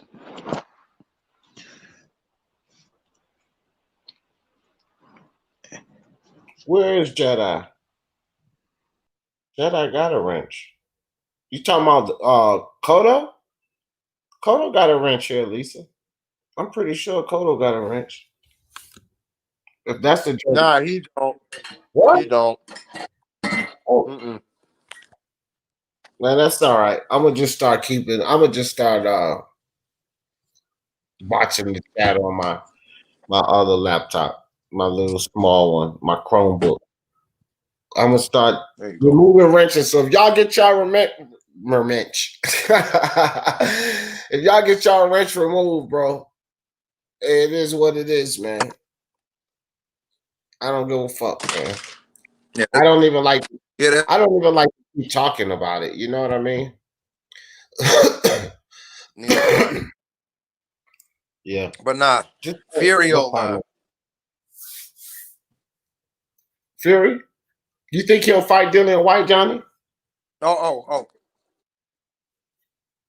Nah, I'm hoping Povetkin just breaks his face so we don't have to worry about that, and AJ can come out of his fucking closet and take the fight for undisputed.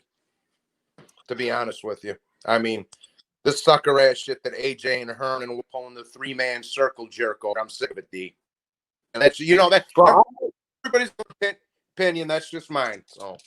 No, I'm actually with you, bro. I said the same thing before, and I'm like, bro, you know, I back Fury, but I was like, dog, just fight him, just beat him up, because I don't think Dillian White beats Fury, period. So I was just like, Fury, just fight him, but Fury is just not really trying to take no risk, bro.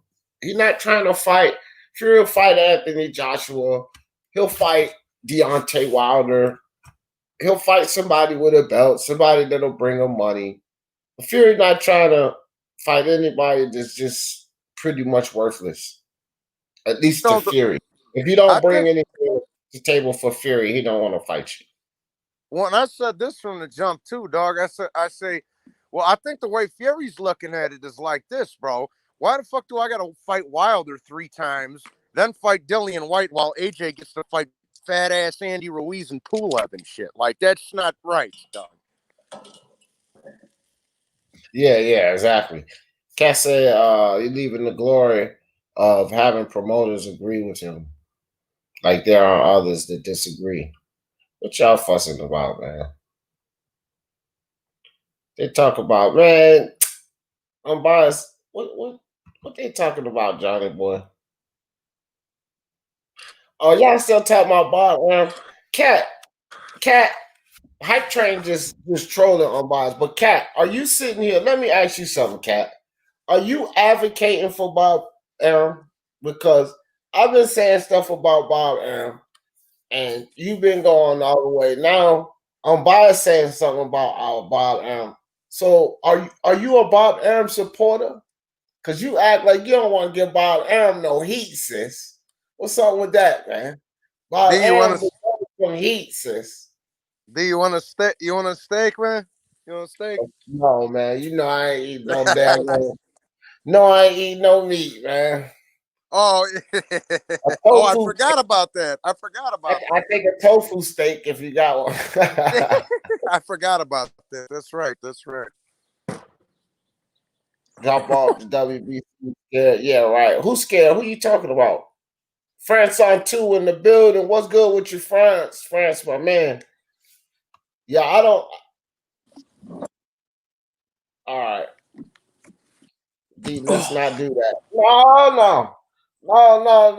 Because you was a part of the lynch mob that wanted me to give Teofimo heat. So now I want you to give Bob Arum some heat. I want you to come. I know how you come and drop bombs. I want you to come drop some of them bombs on Bob Arum. Because I don't see you giving Bob Arum no heat there, sis. I call it how I see it. And I don't see Catacor giving Bob Arum no heat. Ain't nobody safe. The bullshit is the bullshit. You know what I'm saying? Yeah. What you disagree with AJ about, Dragon Leg? Dragon Leg said I disagree with AJ about what? Everybody who's not a fanboy disagrees with AJ and Hearn.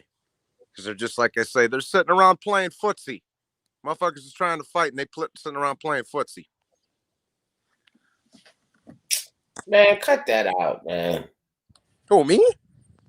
No, not you. I was reading the chat. My bad. I don't know. I'm going to get time out. LFA smokes you on bias. LFA wouldn't smoke on bias if he was a chimney. Get the hell out of here, man. LFA can't. He can't see unbiased. Oh, no. I know y'all going back and forth. I know, but I remember who was giving me heat, too, about Teofimo, though, sis. That's what I'm saying. I want all of these Teofimo detractors to come and share the wealth with Bob Arum, because now it's time for Bob Arum to get some heat, which I don't want to give it to him. Y'all want to find every reason why it's ESPN fault or the manager's fault or somebody else's fault, somebody's fault. You know what I mean? Just not Bob Arum. Yeah, I know that's it. Some people just believe in Bob. I'm biased. I agree. It's just a Bob Arum. It's like Bob Arum's. He's like John Jones or Jim Jones. I meant this nigga Bob Arum, man, goddamn cult leader. Bob Arum. Oh, I thought you were talking about the other Jim Jones. I was gonna say that dude had like one song, bro. Oh yeah. That dude. AIs, man. Cat, don't listen to AI. AI be trolling. AI be trolling hard. I'll never know when to take AI serious or not.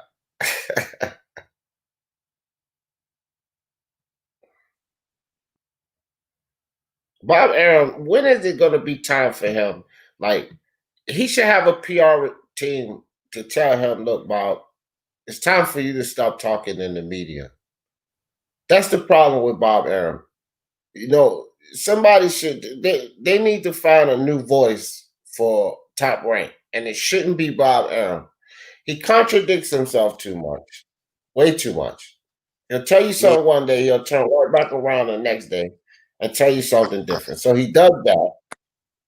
Then, or what? The spokesman for Top Rank? Yeah, this guy. No, they want to stay in business, Johnny boy. They can't do that. They want to stay in business, dog. No, but they do need a spokesman, and it's just like Bob Arum need to retire, bro. Yeah, Jim Jones. It was all right, y'all stick. Yeah, man. Me and Bob will team up like the old days. The Jews and the Italians will team up like the old days. Let's do it. Francois 2 said, boxing, in my opinion, is dead. I will watch a boxing match and may the best man win. I'll never be a fanboy or ride with anyone. Yeah, I mean, you know, it's slow right now. Our sport of boxing ain't never gonna die out, man. It's just a little bit slow right now. That's all it is. Boxing is good though. I don't know, El Jefe. I'm not even sure, but a ton of accounts, man. A ton, because these guys go back and forth with all this foolery. I can't keep up. I mean, he's come in with so many different accounts to get in on the panel. So I don't even really try to keep up anymore.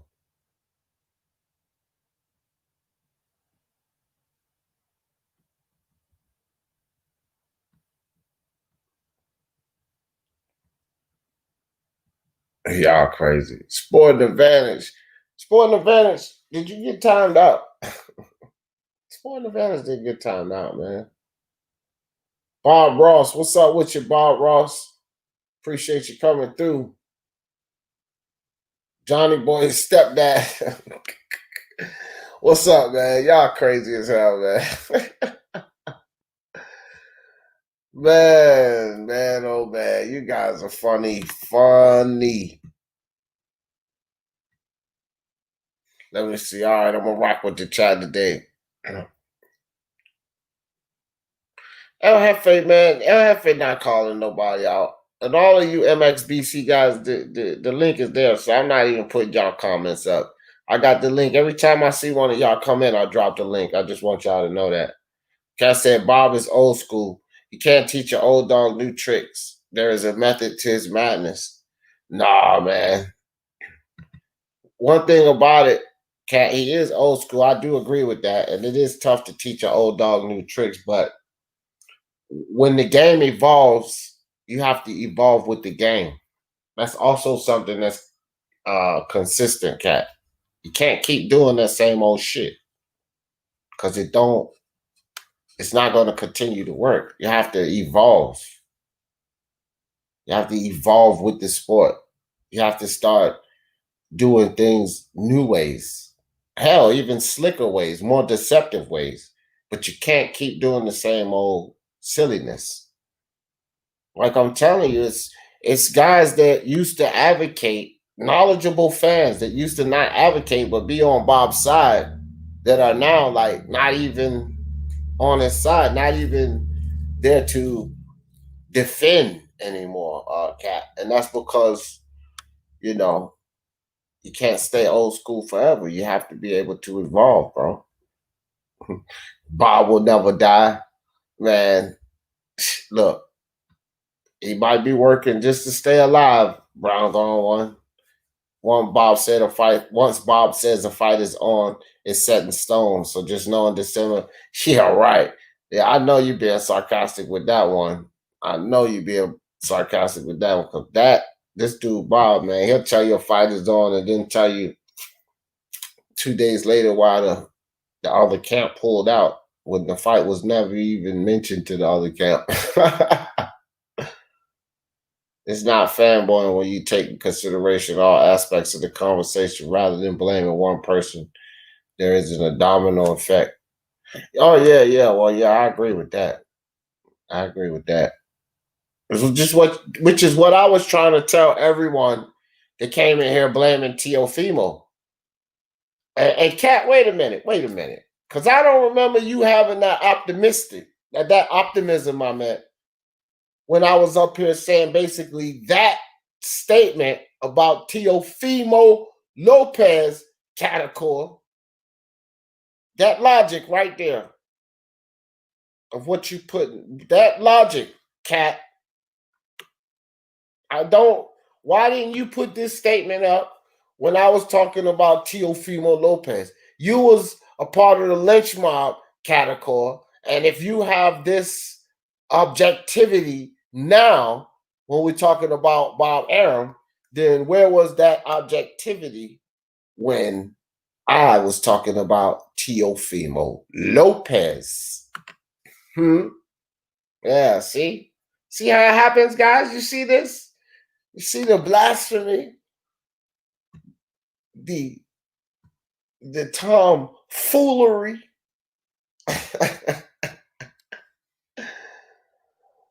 It's the rhetoric, man. Bob has the cure. What he got the cure for, Jose? For COVID? Bob had the cure in his safe. He want COVID to keep things on the low so he don't have to pay as much money right now.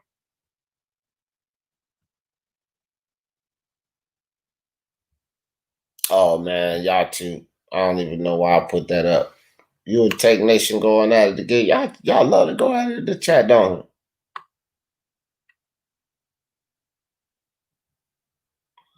What are you talking about? What you say is not defending this understanding situation. Oh, I already put that up. I'm bugging. Cat, where you at?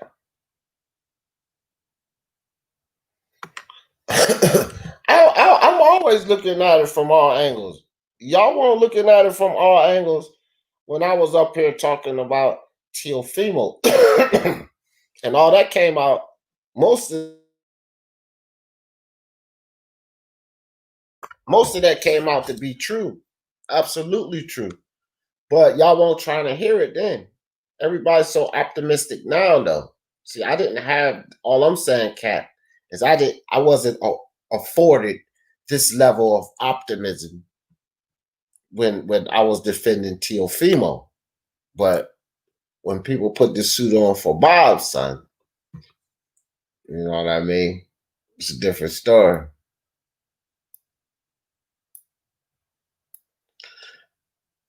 No. Hell no. I don't see them all. I'm paying attention. When I'm paying attention to you in your comments, like when AR's talking crazy and I'm paying attention to his comments, then I'm paying attention to your comments coming up. Y'all be writing comments too fast. I can't keep up with everybody. That's why Chet Collins come in here. And I'm not saying drop no super chat. I'm not saying do that. But that's why Chet Collins, he know I try to keep up with y'all comments, but it's hard because I'm behind now. Just reading this comment. It don't be like I'm discriminating on your comments. Hell nah, man. I don't pick and choose. It's just sometimes I don't read your comment, but I'm on it now because I'm waiting for your responses, Catacor. And I'm not seeing nobody else's comments.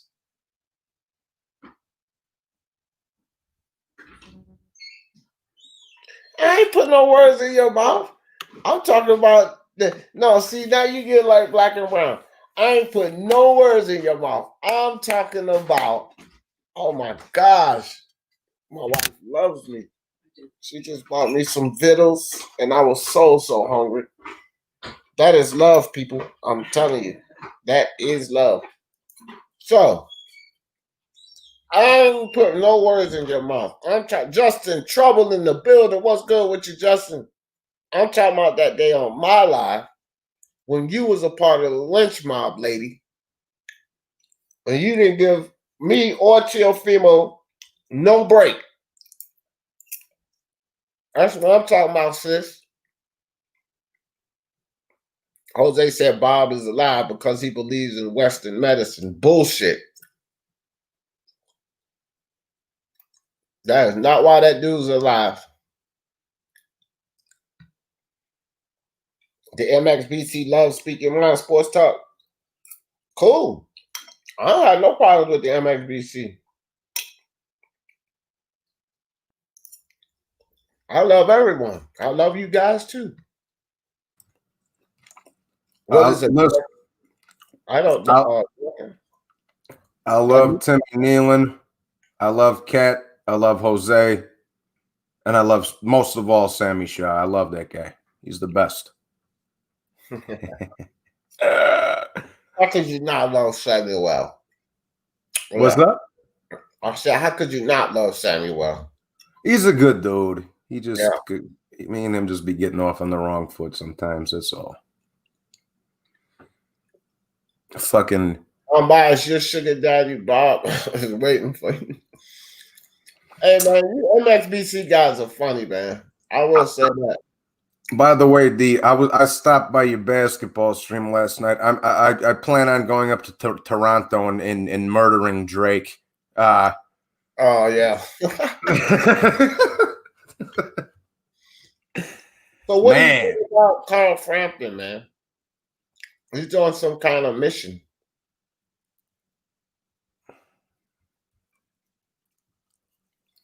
You hear me, Johnny boy? You say what? Carl Frampton. Mm-hmm. You think he's coming back to boxing? He's fighting this weekend. I mean, you know what? I didn't mean to say that. I was thinking about something else. No, Carl Frampton. I'll be having so many thoughts going through my head. Carl Frampton says he's on a mission. That's what I was getting ready to talk about.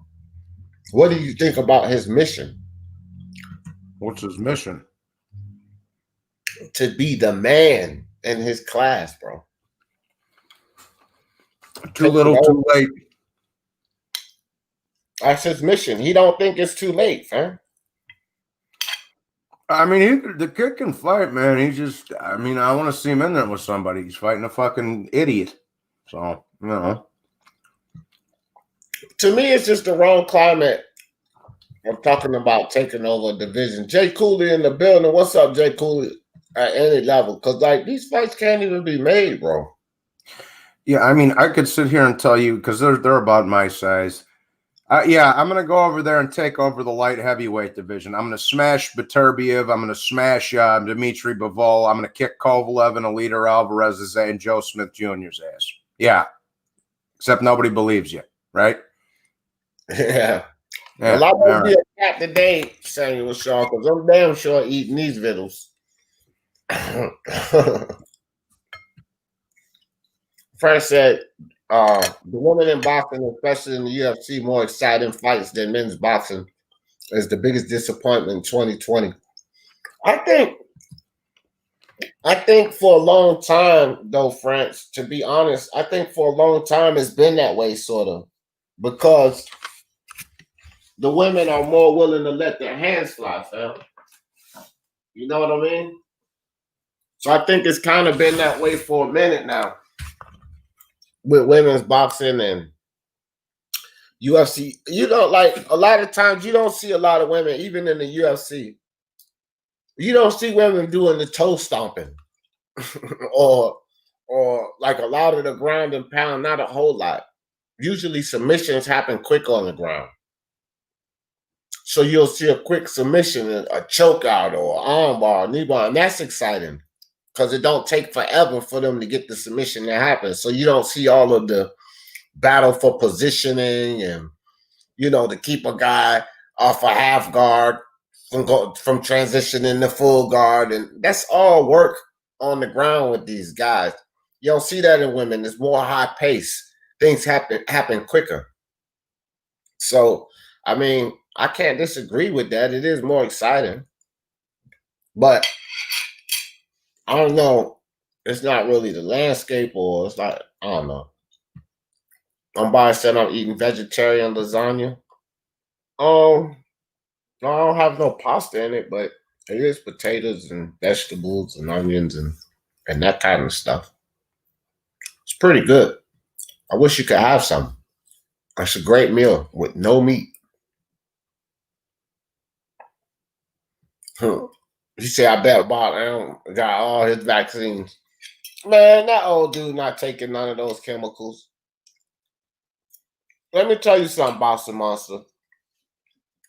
Them people with that kind of money, they're not taking these chemicals, man. Those chemicals are created for low-income people, not the super rich. Samuel Shaw, peace to you as well. Praise to the Most High. Kat says, I understood where Tio was coming from, but you were taking into consideration the pandemic and the effects. Look at the zone 3 point. Hey, listen, man. I don't even know what you're talking about because I was talking about Bob. I said it 100 times. Hold Bob accountable. I was talking about people demanding that I call Teofimo a duck cat. So see, and I was giving reasons why I shouldn't. So I don't know what you mean.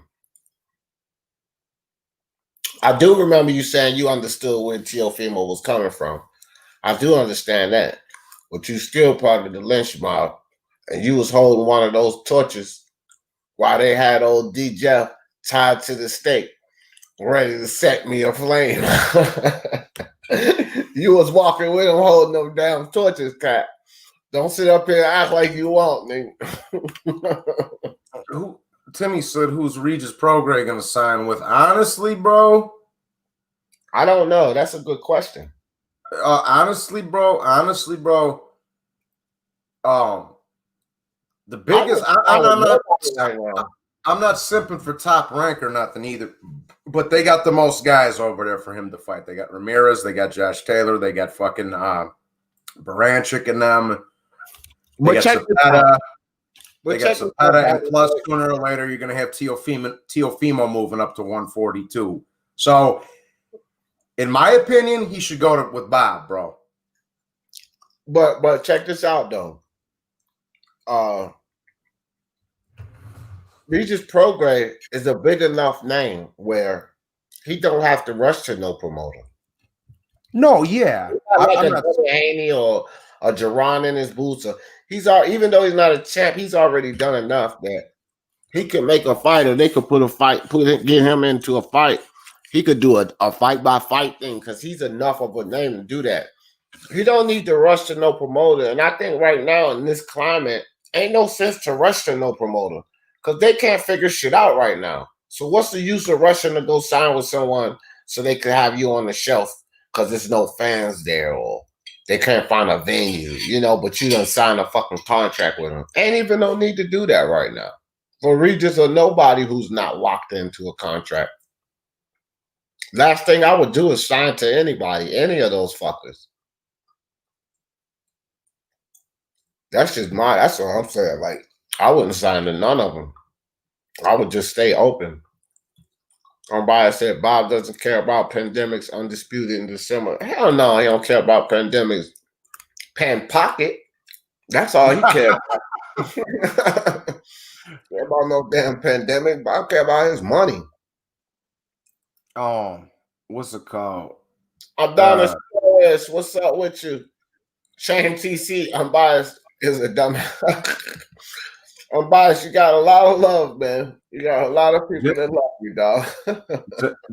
Jay Cooley said he think Luke Campbell beats TO2. That's a good fight, bro. Jay Cooley. That's a good fight right there, man. Hold up, Jay Cooley. I'm dropping the mic. I'm dropping the link. You got to come up here and explain yourself, Jay Cooley. That's a good fight, though. Real talk. No, it's not. Stop it. Teofimo, what you mean? His ass. It's 2 top 5 lightweights. Teofimo will whip Luke Campbell's acid. I know that you like Luke Campbell, Johnny Boy, and so do I. I like him too. That's why I said I think he beats Devin Haney. I like Luke Campbell. Yeah, I didn't say he beat Teofimo. I just said it'd be a good fight. Yeah, well, it might. Yeah, I will give him that. He'll make a fight of it. But Jay Cooley, you done bumped your head. You been drinking this morning, Jay Cooley? Because Luke Campbell ain't beat Teofimo. And you come back and tell me that Jay Cooley after Teofimo knock out Lomachenko. Because Luke Campbell couldn't do it. I'll tell you that right now. My man Chain TC smashed the like button. D is the best in the business. Live each day. I appreciate you, fam. I do try to keep it up.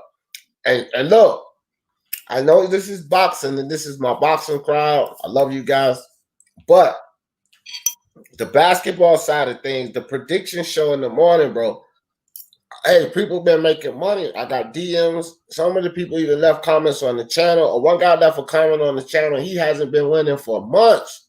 He been gambling basketball. And I just got the basic prediction and odds. I don't go into prop bets and all the side stuff.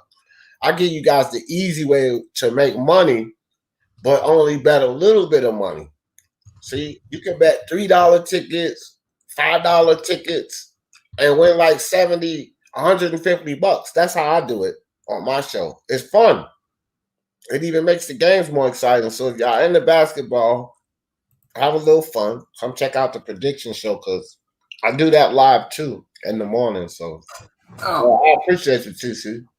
Hey D, I want to point something out to everybody real quick that I think is kind of flying under the radar, if you don't mind, real quickly.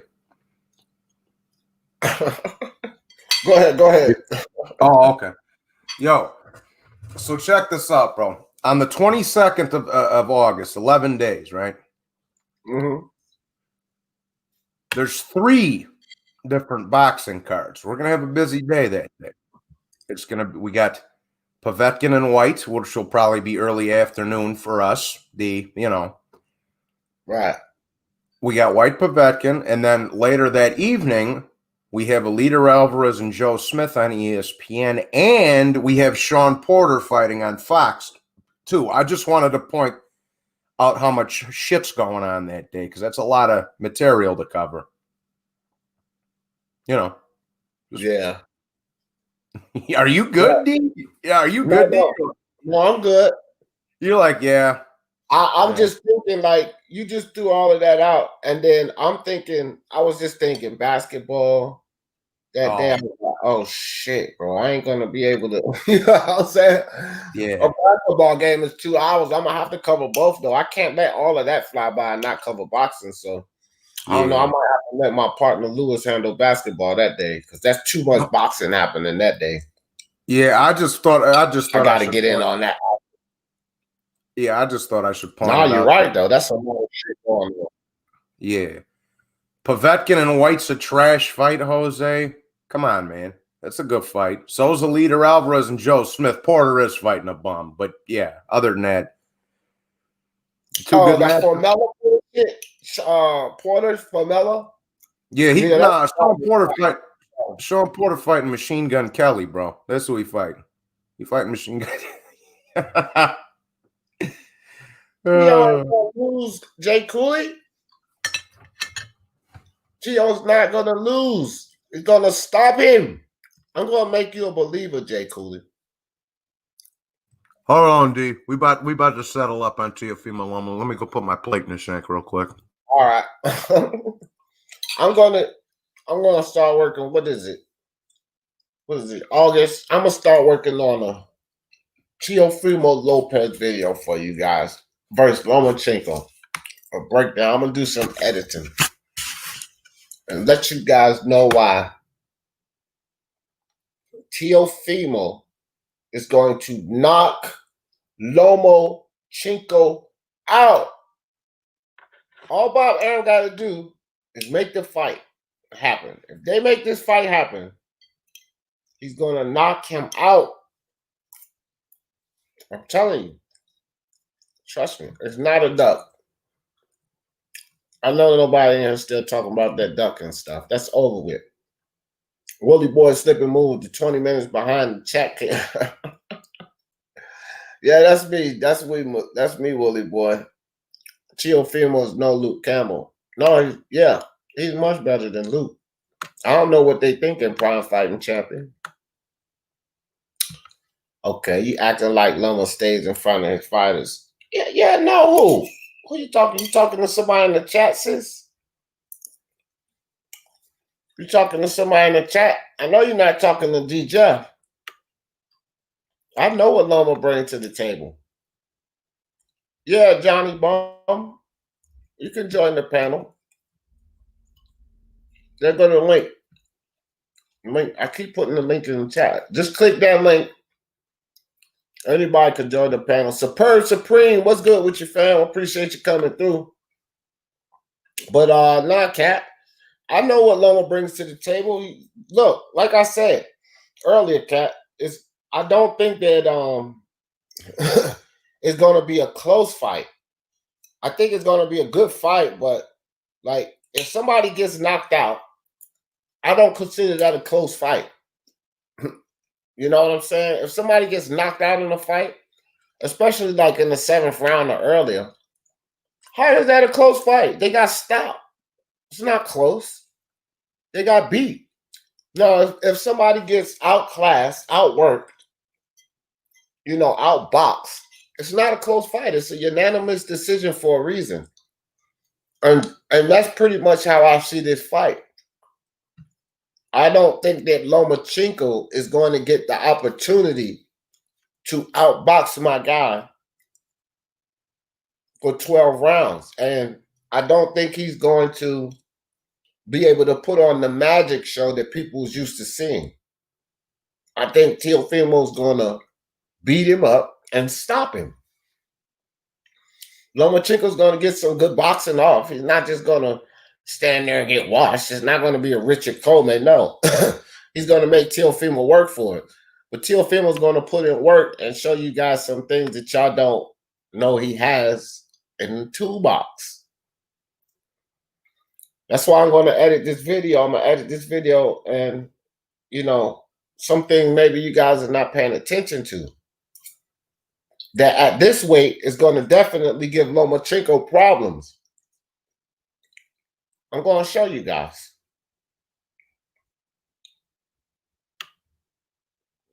And it still probably won't change a lot of you guys' opinion about the fight, but, you know. How much you want to bet, Jay Cooley? How much you want to bet?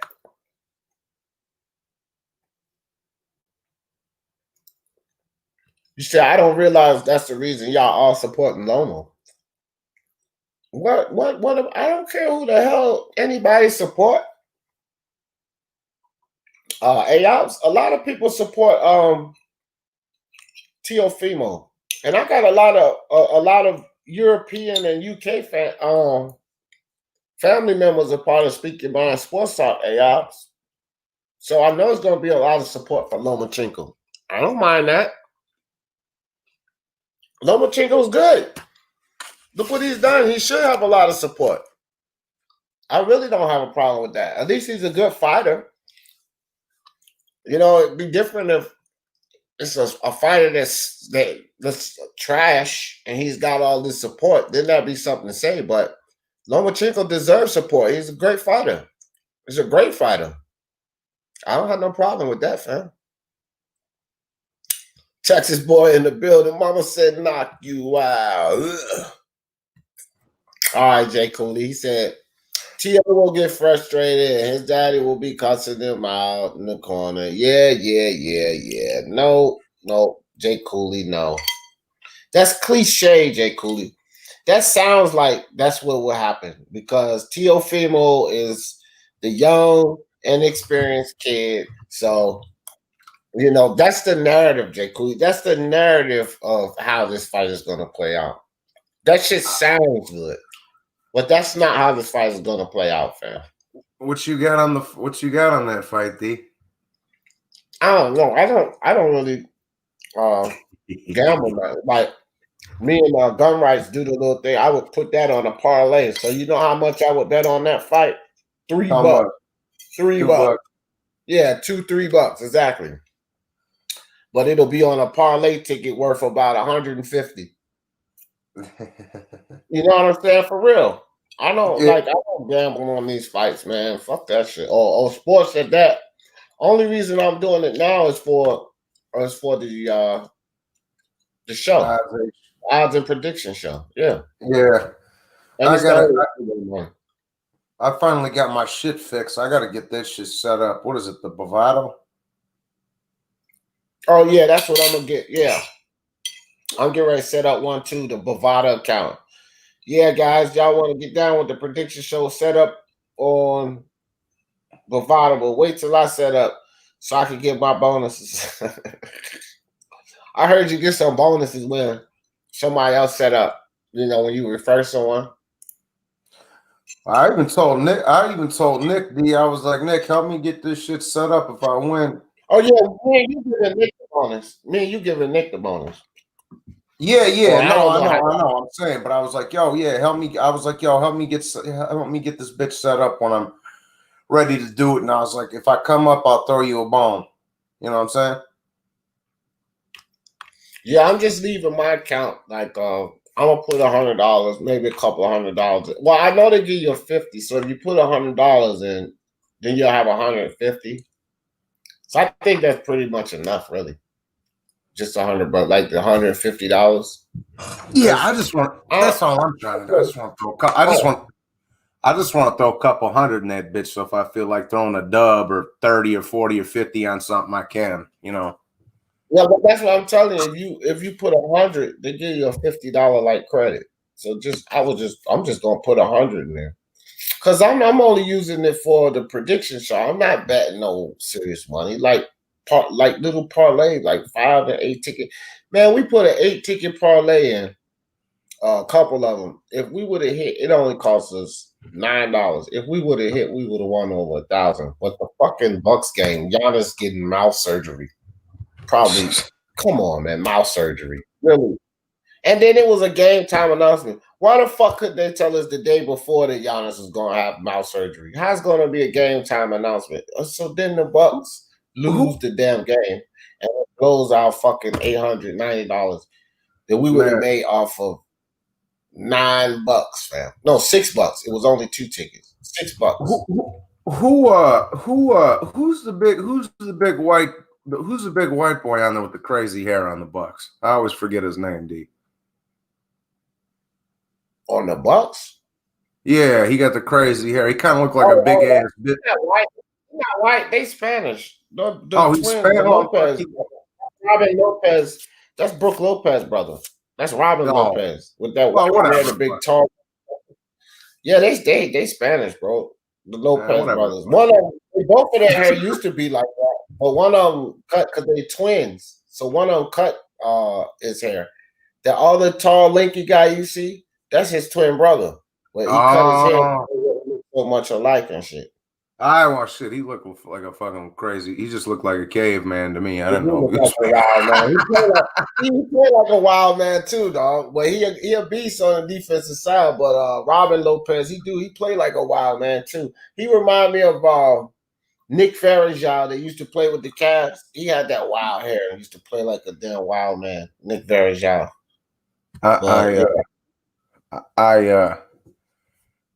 Yeah, man, that fucking Toronto, Jesus, they always got our fucking number, bro.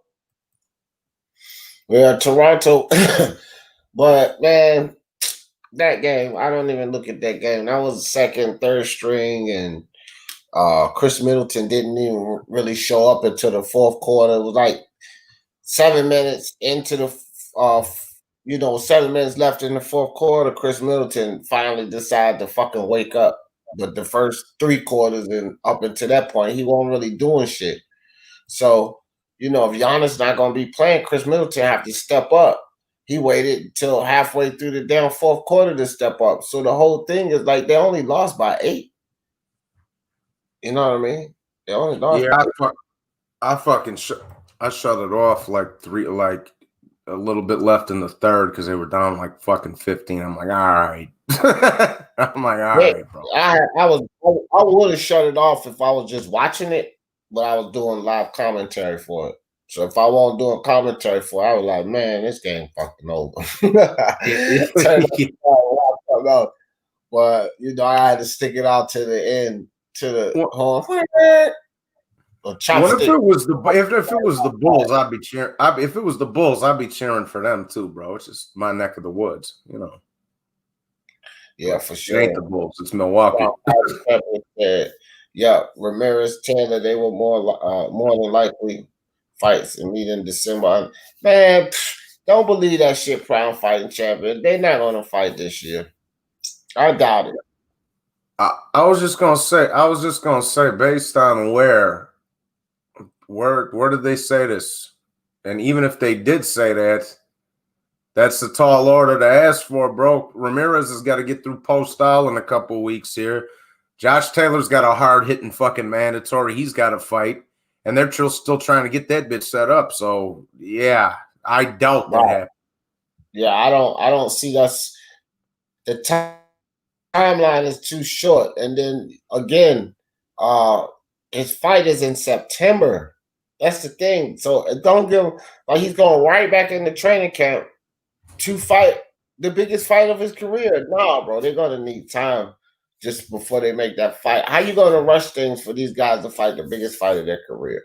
That's 4-belt undisputed. The winner of this fight, that's the biggest fight of their career, fam. Even probably moving forward. Because ain't neither of them gonna get a chance to sink another division like that. So this is probably their biggest accomplishment in their career. You can't rush that. You can't come right out of a fight and go right into camp for a fight like that. That's too soon. So just on that principle alone, man, this fight ain't fucking happening. Prime fighting champion said does Ramirez KO Postal for sure. Postal don't have enough for Ramirez. Ramirez gonna beat the living shit out of Postal. Yeah, he gonna whoop. I think Postal will actually give him a fight. You gotta remember, man, that dude only lost to 2 of the best fighters in the world, Crawford and Josh Taylor. So Victor Postal's not a bum. He ain't no slouch, but Ramirez is gonna beat his ass. In my opinion, he's gonna be the first guy to stop Postal. So, D, check your. Okay, yeah. Man, I tell you, I agree, dog. I agree. Yeah, that shit's done, dog. I didn't even. Okay. That's too much, bro. That's Yeah, too much. I won't really. I'm looking at all these comments, not really paying attention to that. But yeah, I got you. But anyway, let me see. Middleton has always been overrated. I don't. He's. You know what, Chopstick? I think that Chris Middleton is streaky at times. I think he's a good player, pretty solid player. He's just streaky at times, and he gets on these droughts. But he can light it up. He could actually, on any given night, Chopstick. I'll say this about Middleton. This is the thing: on any given night, he could be the best player on that team, including Giannis. Because the thing with Chris Middleton is he's a good defender, Chopstick. He can drive to the lane and dunk. Circus moves. He can do all of that. He can shoot the 3 ball. He can shoot the mid range. He can shoot the long ball. So on any given night, when he goes off and he's that complete, he's the best player on the game. The best player on the game. And I mean, on that team, he's the best player in the game. He'll even be playing better than Giannis. That's Giannis. One of his weaknesses is being able to handle the ball. He can't handle the ball like Chris Middleton. So when Chris Middleton's hot and he just banged for 30 points. He had a double-double the other night. So he can be that guy. It's just sometimes he just disappears on everyone. You know what I mean? With the East Conference, bro, it might wind up being Milwaukee and Toronto in the Eastern Finals, but bro, don't overlook the Celtics and Miami there either. No, Miami Heat, they were my dark horse team, but it's 5. I was just talking about this the other day. It's 5 teams on both conferences that could pretty much do it all, guys. Everybody with the Lakers and the Bucks, the forerunners, of course, they're the league leaders right now. And the way the Lakers played in this bubble, they've played horribly. They've been shooting under 25% from the 3-point line. They're shooting in the mid-70s from the free throw line, and they just can't get in the sync, no kind of chemistry. They're down 4 games in this bubble. So the thing with the Lakers is that LeBron's a different animal in the playoffs, and it's a new season. So you can't really take but so much out of this bubble. A lot of these coaches are trying to understand their rotations and offensive, defensive sets and second and third guys. But with that being said, it's 5 teams in each conference that could really win the whole thing. The Miami Heat could win. The Pacers could win. The Boston Celtics, yes, they could win. The Toronto Raptors could win. And the Milwaukee Bucks. Those are the 5 teams on the East. They could win the Eastern Conference. And on the West, you got the Lakers, the Clippers, the Trailblazers if they get in, the Nuggets, and the Rockets. Like, they could all really win, bro. So I don't know. It's going to be interesting, nonetheless, to see what goes on. We expect to see Denver and the Lakers, but might not be the case. Who knows? Ayob said Ramirez probably beats Taylor. That's the hell of a fight. That's the fight right there, Ayob. That's the fight. And that's a tough one to call. I think I kind of like Taylor in that fight, to tell you the truth, Ayob. But I can respect the Ramirez. If you think Ramirez is going to win, I can respect that. But I think I like Taylor in that fight, man. Taylor impressed me in that Regis fight. Yeah, that's a pick 'em right there. It's a pick 'em. I would actually lean towards Taylor myself because he's been in there with the better competition. Yeah. Let's be honest, Maurice Hooker, Regis Progress will beat the shit out of Maurice Hooker. So when you look at those two, and it came down to 2 champions who had the harder unification, it was definitely Josh Taylor, because Regis Progress was a harder job than a Maurice Hooker. That was a harder fight than a Maurice Hooker. Now, Jose Ramirez had the better performance, of course. We would have to say that because it was a life and death or back and forth thing with Regis Prograis and Taylor. That was a battle. So we can say that Jose Ramirez had the better performance in his match. I will agree with that, but he had the easier opponent, in my opinion. Superb Supreme was good. And not to mention, go ahead, Johnny. I was just gonna say, not to mention, Josh Taylor beat Ivan Baranchik too, and that kid can fight. Oh yeah, for sure. No, I would just get ready. Superb Supreme. Plant, I look at it as being a dumbass. You know what I mean? I don't know how much I could call it a duck because more than pricing himself out or want more money. You know what I mean? Because I felt like at that time when Plant said what he said, had they offered him more money, he would have taken the fight. You can't I call think he didn't really want to come off and say he got more money. You can't call that a duck, dog. They literally said that less than 24 hours after his last fight, dog. And they said, well, if he doesn't sign up for the fight now, we're never giving it to him. Nah. Yeah. Right. That's why I say I can't say it was a duck. I can say he was a dumbass because he should have took the fight anyway. So I can't say it was a duck though, because like Johnny said, he just came off a fight. It was just 75 days. So if he honestly wanted to say, well, look, I need more time to prepare for this dude. Like, who could blame him for that? It's Canelo he fighting, right? So 75 days. But he did that because of money. If they'd offered him more money, Plant would have jumped all over it, bro. And with the opportunity, I just say he's a dumbass. Like, bro, he should have took that fight because how many times in your career you gonna get a chance to fight a Canelo? I still said him and Benavidez should line it up, and the winner gets the crack at Canelo, because then whoever comes out on top of that has really proved themselves. The PBC ain't trying to do that shit. Yeah, well, I know. I'm in a perfect world. I mean, Right. I agree with that. That would be perfect. And same thing with Demetrius Andre, dumbass Charlo. Same thing. Like, they don't fight each other. GGG or one of them hook up and fight each other and make it easy.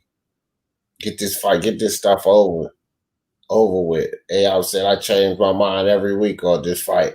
I think Taylor holds his feet too long inside the Ramirez. I know, man. It's a tough fight, Ayab. I agree, bro. It's a tough fight, bro. It is a tough fight. I just, like I said, I lean toward Josh Taylor. It's not like I got him some big, huge favor in this fight. Like, if I had to put a number on it, Ayab's, it would be some crazy shit like 52-48 or some shit. Like, it's a close fight. Like, this is a good fight between these guys. I just think that Taylor had the tougher opponent. That's why I lean toward Taylor. I mean, styles make fights, so it's different guys they're fighting, and Ramirez had to deal with the element of height and length and stuff, so it's different things to deal with. But I just like Josh Taylor in that fight. But either of those guys could win it, to tell you the truth. France. I didn't see what France said. But anyway, Johnny Boy just fell off. I was just about to ask Johnny Boy for some closing thoughts. So, guys, I'm getting ready to shut her on down.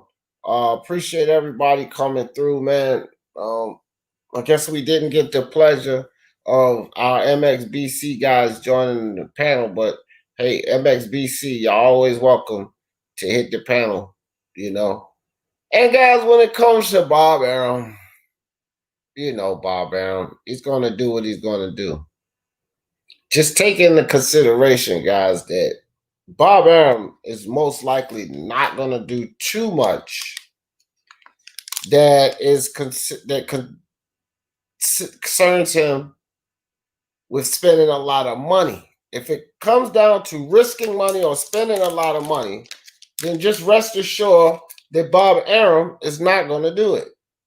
And don't be so quick to think that whatever Bob Arum says is not complete and total fluff, because Bob Arum is one of the biggest snakes, if not the biggest snake in the game. And trust and believe it.